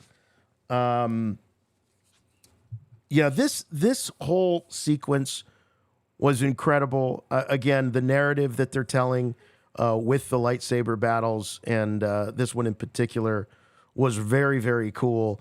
And Devon kind of held her own, but she was definitely tiring out. I mean, Maul showed up at the perfect time, and it seemed like maybe he was sitting there waiting for his moment. I wouldn't be a bit surprised. And he chose it wisely. Right after Merrick says, "Where is Maul?" Okay, can we discuss this ability of Star Wars villains to just suddenly show up in places in the most improbable fashions? For example, how does Reva get to, she goes from one entrance of that underground tunnel, and then all of a sudden she's at the other end of that tunnel. It's impossible. And how do these characters just keep showing up out of nowhere? It's a boogeyman kind of vibe that I'm getting from these dark side villains in Star Wars, in modern Star Wars storytelling, I should say. I just don't understand how they have this ability. How does Merrick suddenly show up in the subway station? He just sort of strolls in. We're seeing more and more of that lately. We saw it in the Kenobi series. Darth Vader was in the village. He faced off against Obi-Wan Kenobi. Kenobi ran into that quarry, and all of a sudden, Darth Vader is right there in the quarry with him. How does that happen? It does. It's well, they have a great sense of timing there, the Darksiders, I think. In this instance, since we saw Maul sort of creeping on Devon and using Spybot and all of that, and I just assumed that he was there watching this unfold and waiting for the moment to jump in, and he needed, I think, to at least appear that he's saving Devon. I mean, he does save Devon. I think if that fight had gone on much longer, she would have been toast. She'd have been done. But Merrick needed her because she could lead him to Maul potentially.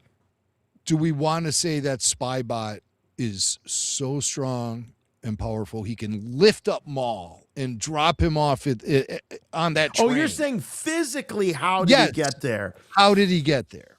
How Yeah. did Maul get on that train? Okay. It's the boogeyman. Yeah. That's what they do now. They did that with Kylo Ren in the Rise of Skywalker, when he's inside the Death Star, and then all of a sudden he's right there facing down Daisy Ridley on the surface of the Death Star ruins. They just, with the snap of a finger, they're right there. Yeah. How does that happen? Teleportation? Teleportation. Yeah, at least with Vader and old Ben in A New Hope, Ben came to Vader's pad. So I mean, Vader makes sense for Vader to be there, and he's kind of like walking around the Death Star, sort of following his feelings. He's searching for Kenobi. He knows that he's here. He knows that he's there. So yeah, he doesn't. There's no boogeyman with Vader. He doesn't just show up. But he did in the Kenobi series. He had that ability to teleport that himself. Vader. Okay, yeah, Disney Vader. That Vader. Yeah, Disney Vader. Well, that's what I said in modern Star right. Wars storytelling. I just wanted to be clear on that. And it's a device that we've been seeing get used a few times. Nobody questions it. I want to know how Maul ended up on that train. And you can't tell me he had a Force vision of the exact train in which that duel would be taking place. And he would know the exact car to be on top of at the exact right time. It just doesn't add up. It's a real black hole in the storytelling. But again, people will just say I'm nitpicking, but hey, we like to keep it real here and make sure the dominoes all fall in the correct order. I think it is a completely fair observation to make. It's one thing for the character to, through the Force or whatever, know where to go, but the physically getting there, especially when they're in that train tunnel, which, with the trains moving at the speed that they're likely moving and all of that, yeah, it does. It's a little improbable. Here's a question. This moment, the strike that Devon does not take here upon Maul, is this it? Is this the big hinge moment? Is this the big decision point for Devon? No. This is not. They're still dancing the dance. The temptation is he's luring her in. It will have something to do with the downfall of Master Daki, or that kid Riley will have something to do with her downfall. It has to be an element that's bigger than just Maul trash talking her into submission.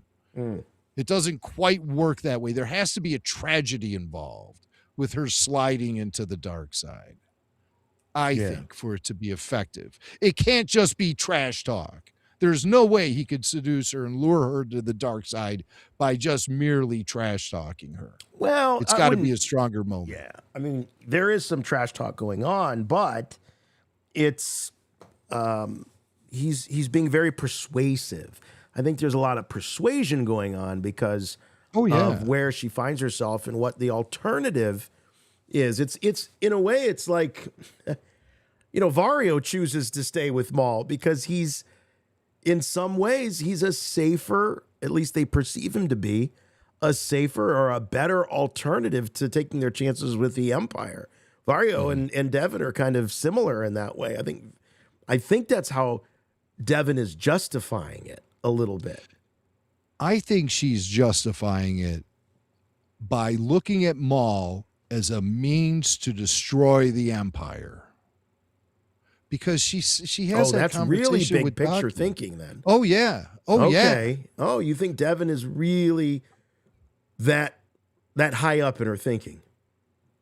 I believe she spells it out in a conversation with Daki, where she says that because they have that conversation at the beginning of episode 6, where Daki says he starts recognizing Maul's influence on Devon as she's questioning. She's like, is this what the future holds for us? Always on the run, always hiding out. It's a waste of our abilities, old man. Yes. And Daki's hey, that's Maul talk coming out of your mouth. He says the Empire may be she says something to him like Maul is our best chance at destroying the Empire if we work with him. And Devon says the Empire may be our common enemy, but Maul can never be our ally. Right. Yes. What is it that she says to him in that moment about the Empire? I'm looking it up verbatim. Right now. I did not take that quote down. Yes. But I thought it was pretty revealing. It is. It is. Is this what our future holds? Always running, hiding. If it means our survival, we do what we must. It just seems like a waste of our abilities. It's your voice that speaks, but it's Maul's words that I hear. Do not allow him to poison your mind. I know, Master. I'm just confused. He's powerful. Yet, hold on. Sorry. Together, we couldn't even defeat him, yet he made an offer for us to fight as allies. He seeks only to help himself. I dislike him as much as you, but he may have a point about the Empire. Isolated, none of us stand a chance against them. The Empire may be our common enemy, but Maul will never be our ally. So, Isolated, none of us stand a chance against them. That's what Devon is saying. To your point about, hey, maybe this guy could help us. The enemy, we've been saying it. It's a cliche, but the enemy of my enemy is my friend. Mm-hmm. And she has aspirations to right the wrongs that the Empire has forced the galaxy into, and she wants to correct that. And she thinks maybe teaming up with Maul could actually give them some sort of power to destroy the Empire. Yeah, she knows that's what Maul wants, and that's the plan for Maul. That's the plan. That's the plan. I'm she coming around to recognizes that. this. Yeah. And so they're gonna find out that his plan and her plan are the same. And I think that it's hard for me to imagine Devon going just prime evil. Mm-hmm. So I think we're going to see a Devon that is, got a foot on both icebergs. I think we're going to see a lot of rationalizing coming from Devon. I don't think she's just going to, all of a sudden her eyes are going to turn red and she's going to be a dark sider and she's going to start, massacring younglings. I think that it's going to be a long, slippery slope for her. Good. And, then they're doing it the right way.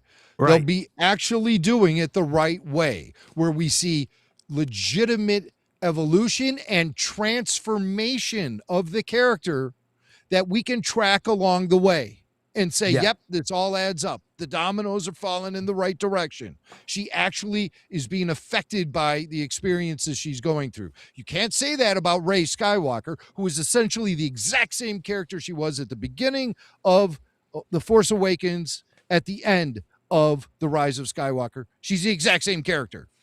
She is the exact same character. She doesn't change at all. She's even wearing pretty much the exact same stuff, She really doesn't. She doesn't change at all. You can't track evolution of Rey. It's impossible because there is none. With Devon, they have great opportunity for her to slide into the dark side and become evil.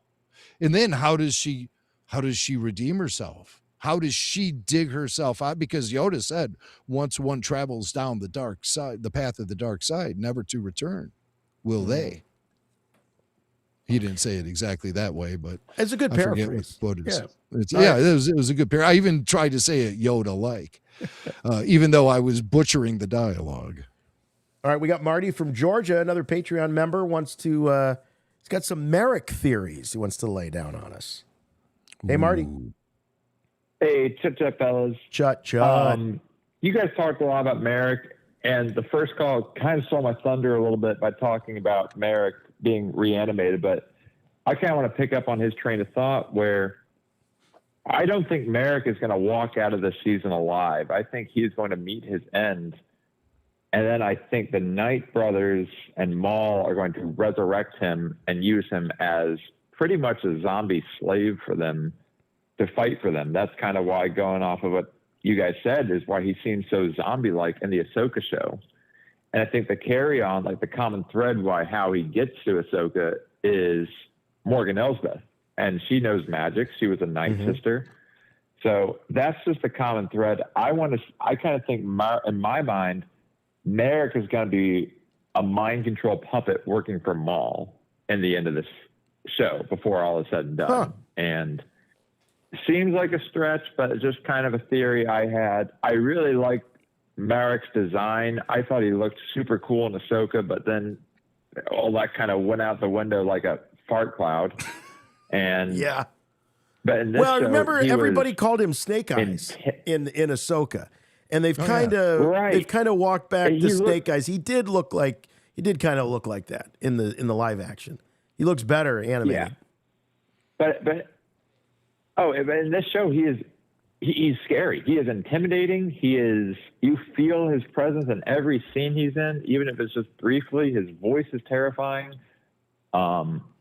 I think he's a great character, and I want to see him come back and just keep coming back because I think he's a great character. And anyway, that's just my thoughts. I hadn't really thought about him being a clone of Maul until you guys mentioned it, and I think that would be neat, but that gets into the whole can you clone a Force user argument and all that I didn't feel like getting into. There are some complications. There are some complications with that theory, but that's why they needed that Baby Yoda blood, was to give him injections. And I think that was specifically a Moff Gideon experiment that was based on some of the stuff that Palpatine was doing. Even Moff Gideon looked at Palpatine and said, God, we're trying to resurrect this old man. I'm going to take these are good ideas that I'm going to make work for myself. That's what I think Moff Gideon's main motivation was. It wasn't working to bring back Palpatine. He was working to create everlasting life for himself. But let me ask you this. Well, hold on real quick. I just want to throw this out. So Steven Stanton, as Jim said, was in our chat, which is great. But when he left, he gave us a little clue. He says, it was great stopping by, got to run. But just so you know, the month of May is going to be very interesting this year. So stay tuned, and may the Force be with you always. So maybe the man, Steven Stanton, was dropping some hints about what might be going on. We've got, of course, the big Maul finale, May the 4th. So I wonder if a certain Grand Moff might make an appearance, or maybe Grogu. Mandalorian and Grogu movie in May. And of course, RFR Live in Cleveland is happening in May. So of course, Steven knows exactly what he's talking about. It's going to be huge. Tickets on sale now. Join us May 23rd in Cleveland, downtown Cleveland, for RFR Live, the Mandalorian and Grogu after show. Tickets available. Thanks, Marty. Tickets available. I think that was Marty. That was Marty. Yeah. Okay, good. He was cheering. Give me another one, Marty. Give me one more. Yeah. Okay. That Well, that works. Yeah. Well, I don't know what that was. I think that was a shut. It sounded like a lot of fun. Sounded like a lot of fun. But here's my question about Merrick. I tried. You're doing great. Here's my question about Merrick is, do you think that we're actually going to see some of his story get filled in, some of those nagging blanks in his story? Like, how does he end up working with Baylan Skoll and Shin Hati? Are they going to figure into this series somehow? I know it's way down in the timeline. I think so maybe a Baylan Skoll, maybe instead of a Shin Hati, she would obviously be too young, but maybe this guy has been running around with Baylan Skoll for decades, In my mind, the common thread is the Night Sister magics. Like, if they bring him back with that, Morgan Elsbeth, in my mind, would be able to control him. And I think she brings him in and introduces him to Baylan and Shin and Ahsoka. So that's in my mind how that connection would be made, if it's going through with my theory. So that's in my mind, at least. Okay. That's a good one. Yeah, I mean, Morgan Elsbeth is the connection here, I believe, that connects these these characters in this way. I think we got to have Morgan show up, and maybe she will. We know they've got the animated model of Morgan from the Tales of series, so I think they could bring her in here somehow. Yeah. But anyway, Marty, thanks so much, buddy. Thanks for the support, and thanks for the call and the great conversation. Appreciate it. We've got another caller here. This is JoJo from California. Hey, JoJo, thanks for waiting. You're on with Rebel Force Radio.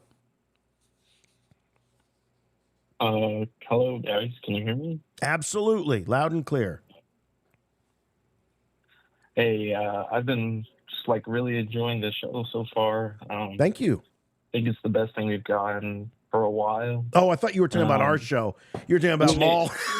I love both your show and Maul. Oh, that's very kind.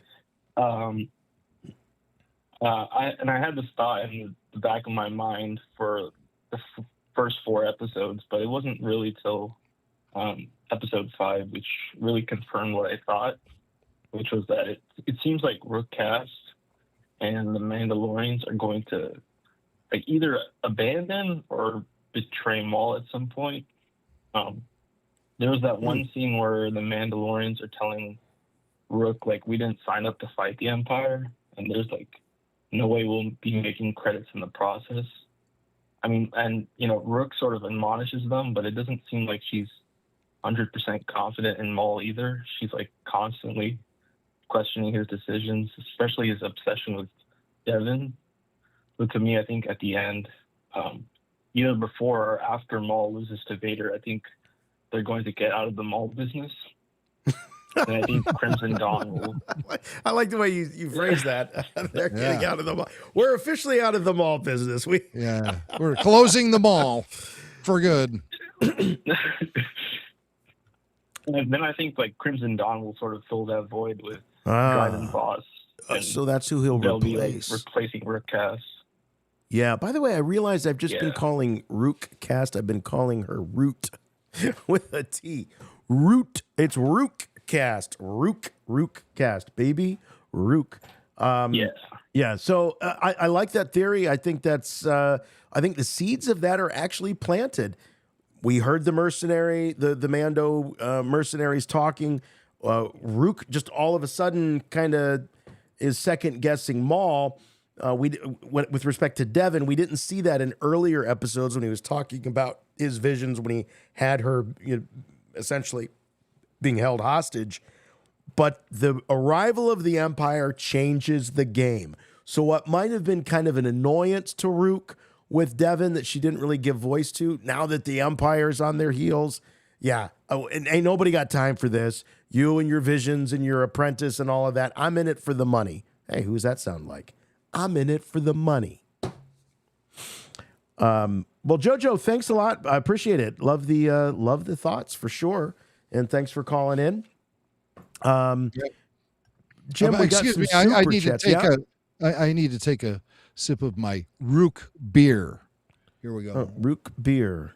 Oh, I get it. Rook like beer. Rook Get it? Yep. Yep. It wouldn't be root beer. It's Rook beer.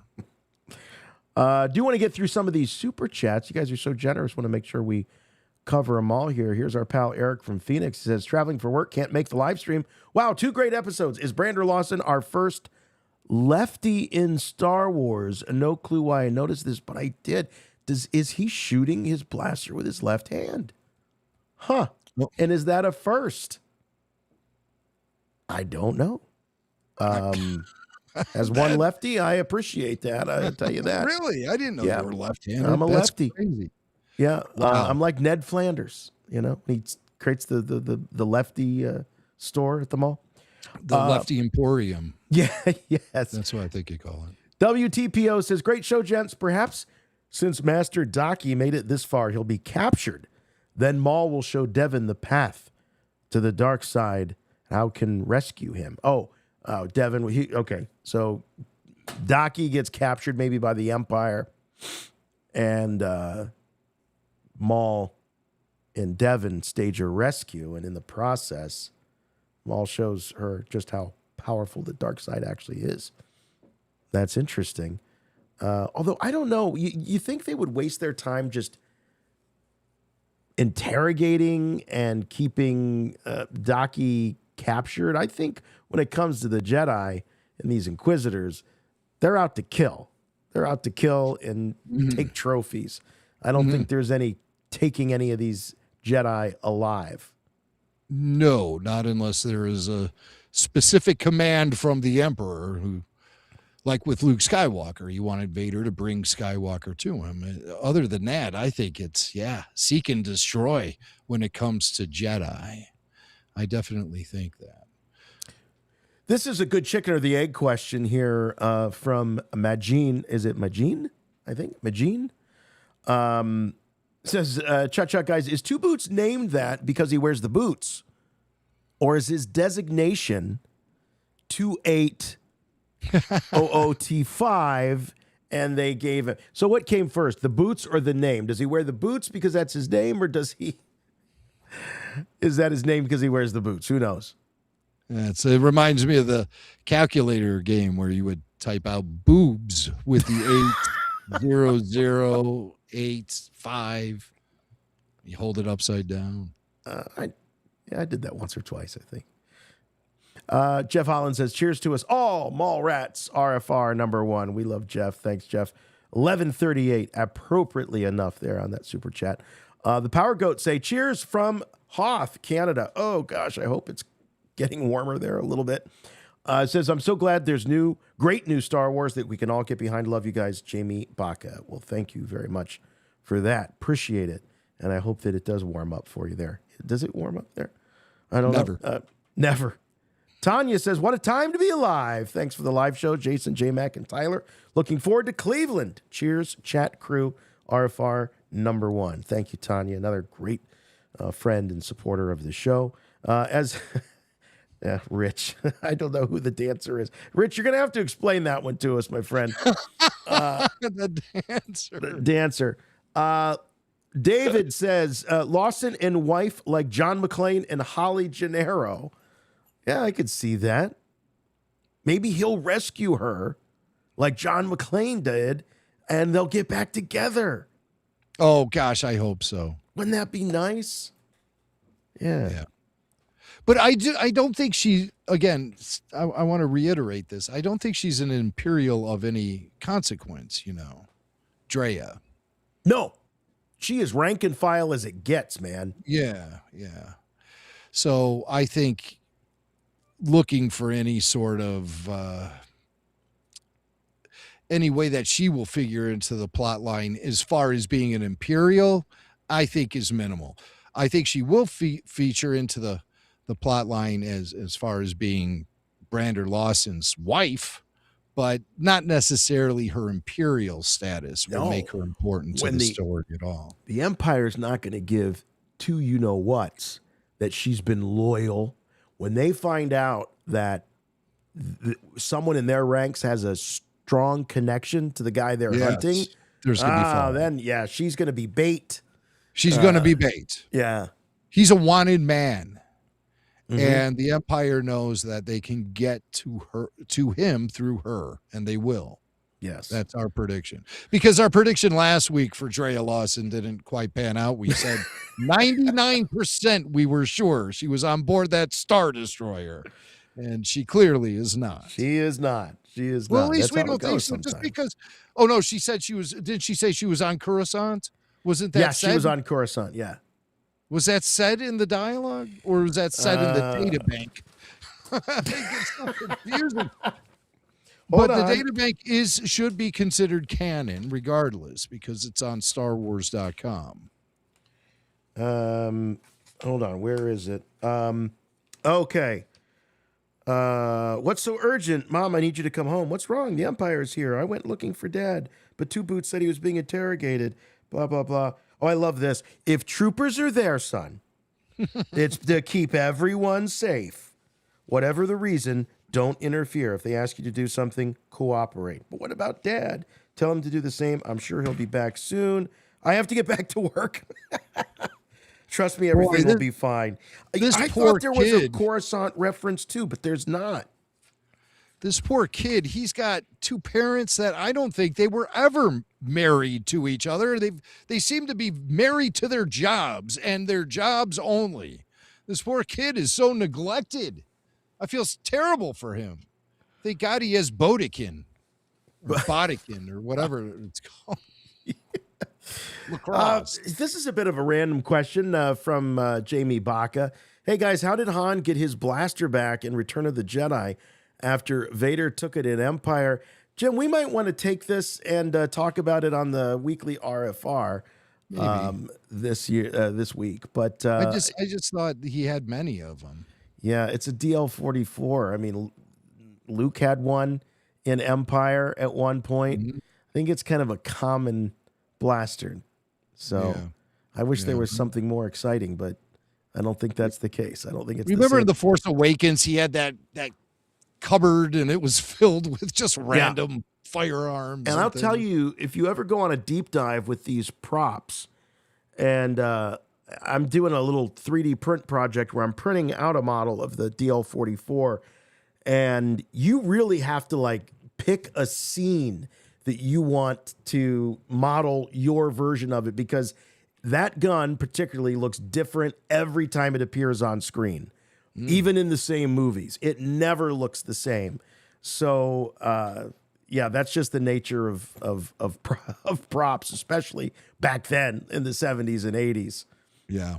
Nobody was counting on high definition. No way. Getting the scene. Yeah. No way. Yeah. Rich he's clarifying here. He says he meant that casino worker, not the dancer. He said she just looks like a dancer. So everybody looks like a dancer to you, Rich. I think. Sure. Yeah, because of all those clubs he goes to all the time. You know? That's absolutely Rich is watching it going, where's the pole? Rich is asking. Where's the pole? That's Rich's first question he has when he goes into it. Going, oh, man. Well, this was a lot of fun this week, as it is each and every week here on the Maul Shadow Lord after show. Thanks to everybody for hanging out with us. All your great calls, your chats, your super chats, all of it just means so much to us. And I hope you had a good time as well. We're 60% of the way through. We've got 2 more weeks of Maul, 4 more episodes. It's all going to culminate on May the 4th. So we're expecting a big finale, a big season finale. I know, when they pick that date, Jim, nothing happens by accident. We know they pick that date for the finale and then work their way backwards to get the premiere date. So I think we're pretty safe in expecting something pretty exciting, because the show has been delivering thus far. So why would they let us down on May the 4th? Absolutely. I think there's a huge purpose why they scheduled the release of this series to have its series or its season finale on May the 4th. I think there's a very specific reason, and I think that reason sounds like this. At least I hope so. So stay tuned. Strangely enough, we didn't get any calls speculating on who was on the other side of that hologram. If I had to put money on it right now, I'm going Palpatine. The big I think guy. this is very early in the time of the Inquisitors, and I'm not quite sure that Vader has been pulled in at this point. Okay. Because I believe in Tales of the Empire, we see the moment, or close to the moment, when Vader takes over the Inquisitors. Why do I feel like up to that point, Palpatine was calling the shots? I don't know, maybe that's just in my own headcanon or something I picked up somewhere, but... Well, I'll go Team Vader. Team Vader, all right. take Max Team going Vader, Yeah. and I'm going Palpatine. Hey, Tyler Page was here, and he was helping us out, as he does each and every week as our call screener. So, Tyler, thank you very much. Great calls this week. Anything we didn't get to that you'd like to mention? Anything you observed when you were watching the episodes?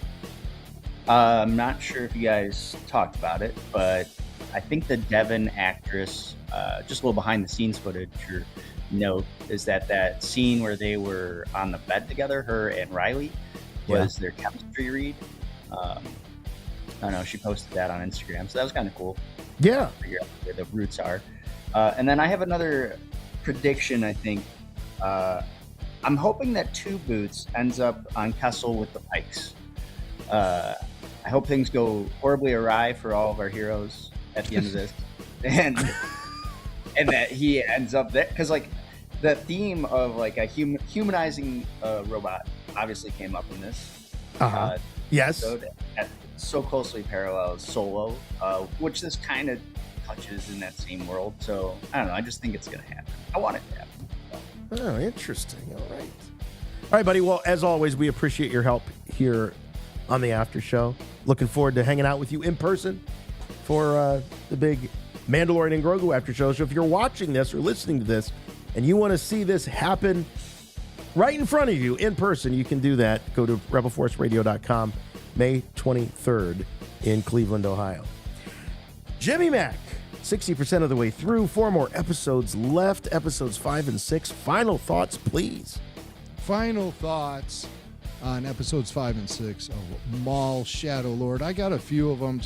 It's basically a lot of trivia I picked up throughout these episodes. Everyone notices that the former Republic gunships are back, but now in the employ of the Empire. We've seen this before in the Bad Batch, except they have an all gray paint scheme, and those ships were, frequently employed by clone troopers during the Clone Wars. I read something interesting on StarWars.com. The TK Stormtrooper that we see in these episodes, they're the same as the TK Stormtroopers we saw in the Bad Batch, and they're obviously inspired by Ralph McQuarrie's early concept design of a stormtrooper. But now, according to canon, these were Phase 3 clone trooper armor designs. They were intended for the clone troopers, but now they're being repurposed for the actual people, the humans that are now populating the Imperial Army as stormtroopers. So I thought that was interesting that these are kind of like considered via canon as Clone Wars leftovers. Why do I always get leftovers? Why don't I ever get anything new? Maul Safe House, that's a new place too. It's deep in some chasm. It's some industrial facility. And it looks a little cooler than his original hang out in that abandoned railway platform. There was some great action in these episodes. We talked about the fight on the platform, but nobody mentioned when Daki places his walking stick underneath the TK trooper's helmet and flips him with it. That was great. I really enjoyed that a lot. And the fight sequences overall are really, really good. Nice and clear, no crazed feats of wild and unbelievable athleticism. I'm looking at you, Sabine, from Rebels. I guess now that we know Sabine's a Force user, it makes it all a little more acceptable. Back in the day, we were thinking, why is she leaping around like Spider-Man in these scenes? We couldn't figure it out. And it sort of took some of the believability out of the room when it came to Star Wars Rebels. Maul seems to be a little more planted in a more realistic, well, as realistic as Star Wars is going to get. It's nothing really pushing the envelope too far as far as when we consider the abilities of these characters. Daki was kind of out of breath, and he says to Devon that he goes, "I'm not dead yet." Clear foreshadowing of his upcoming demise, which I'm bracing myself for every time I see this character on screen. I hope they give us a really dramatic and huge death sequence for Daki, because he'll have earned it by that point in time. These characters do seem like they're earning a lot of the things that are happening to them throughout this show. It makes it very easy for us to connect the dots and follow along and connect with these characters. The apartment that Riley and and Brander live in. It reminds me of Cassian and Bix's safe house on Coruscant in a big way. And Stephen Stanton was in the chat, and he said it reminded him of something else, and I can't remember what he said. So scroll through the chat and see what Stephen Stanton said about the apartment. Boy, that's some great reporting right there. When Lawson leaves the interrogation room, he asks for calf, and they show him drinking the calf. Then they cut to another scene, and he's driving his speeder, drinking from that mug of calf. And so naturally, I'm saying, don't they have commuter mugs with lids on Janix? What's up with that? I don't know. I'd be nervous to do that. You'd spill the whole drink in your lap, potentially. I guess animated characters don't care about things like that. We had an ATCT, all-terrain cannon walker, first seen in the Bad Batch episode Plan 99 on the planet Ord Mantell. They're like taller prototype scout walkers.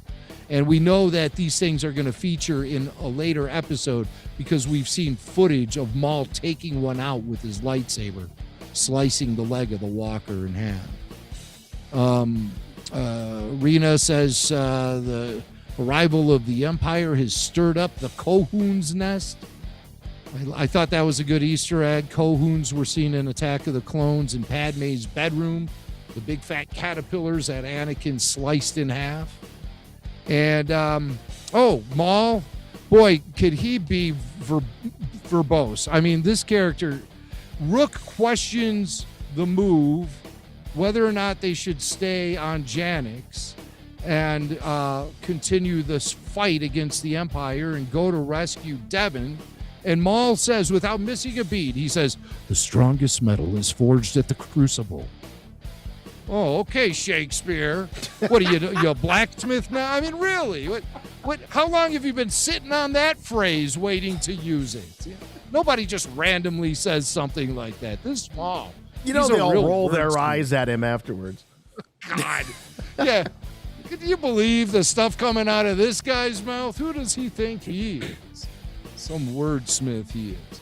All in all, these are great episodes. You know, I'm just goofing when I criticize things like the dialogue and stuff. I love just about everything about this show, and I'm really excited to see where it's going. Puff a pig, not in this episode. All right. That'll do it for us. We will see you later this week on the flagship weekly RFR show. That will be back, and you'll have that on your feed at the end of the week. And of course, we'll be back next Tuesday night, 8 o'clock p.m. Eastern time for the penultimate RFR after show for Maul Shadow Lord. So join us again, won't you please? Until then, we'll see you next time. For Rebel Force Radio, I'm Jason. I'm Jimmy Mack. And remember, the Force will be with you, always.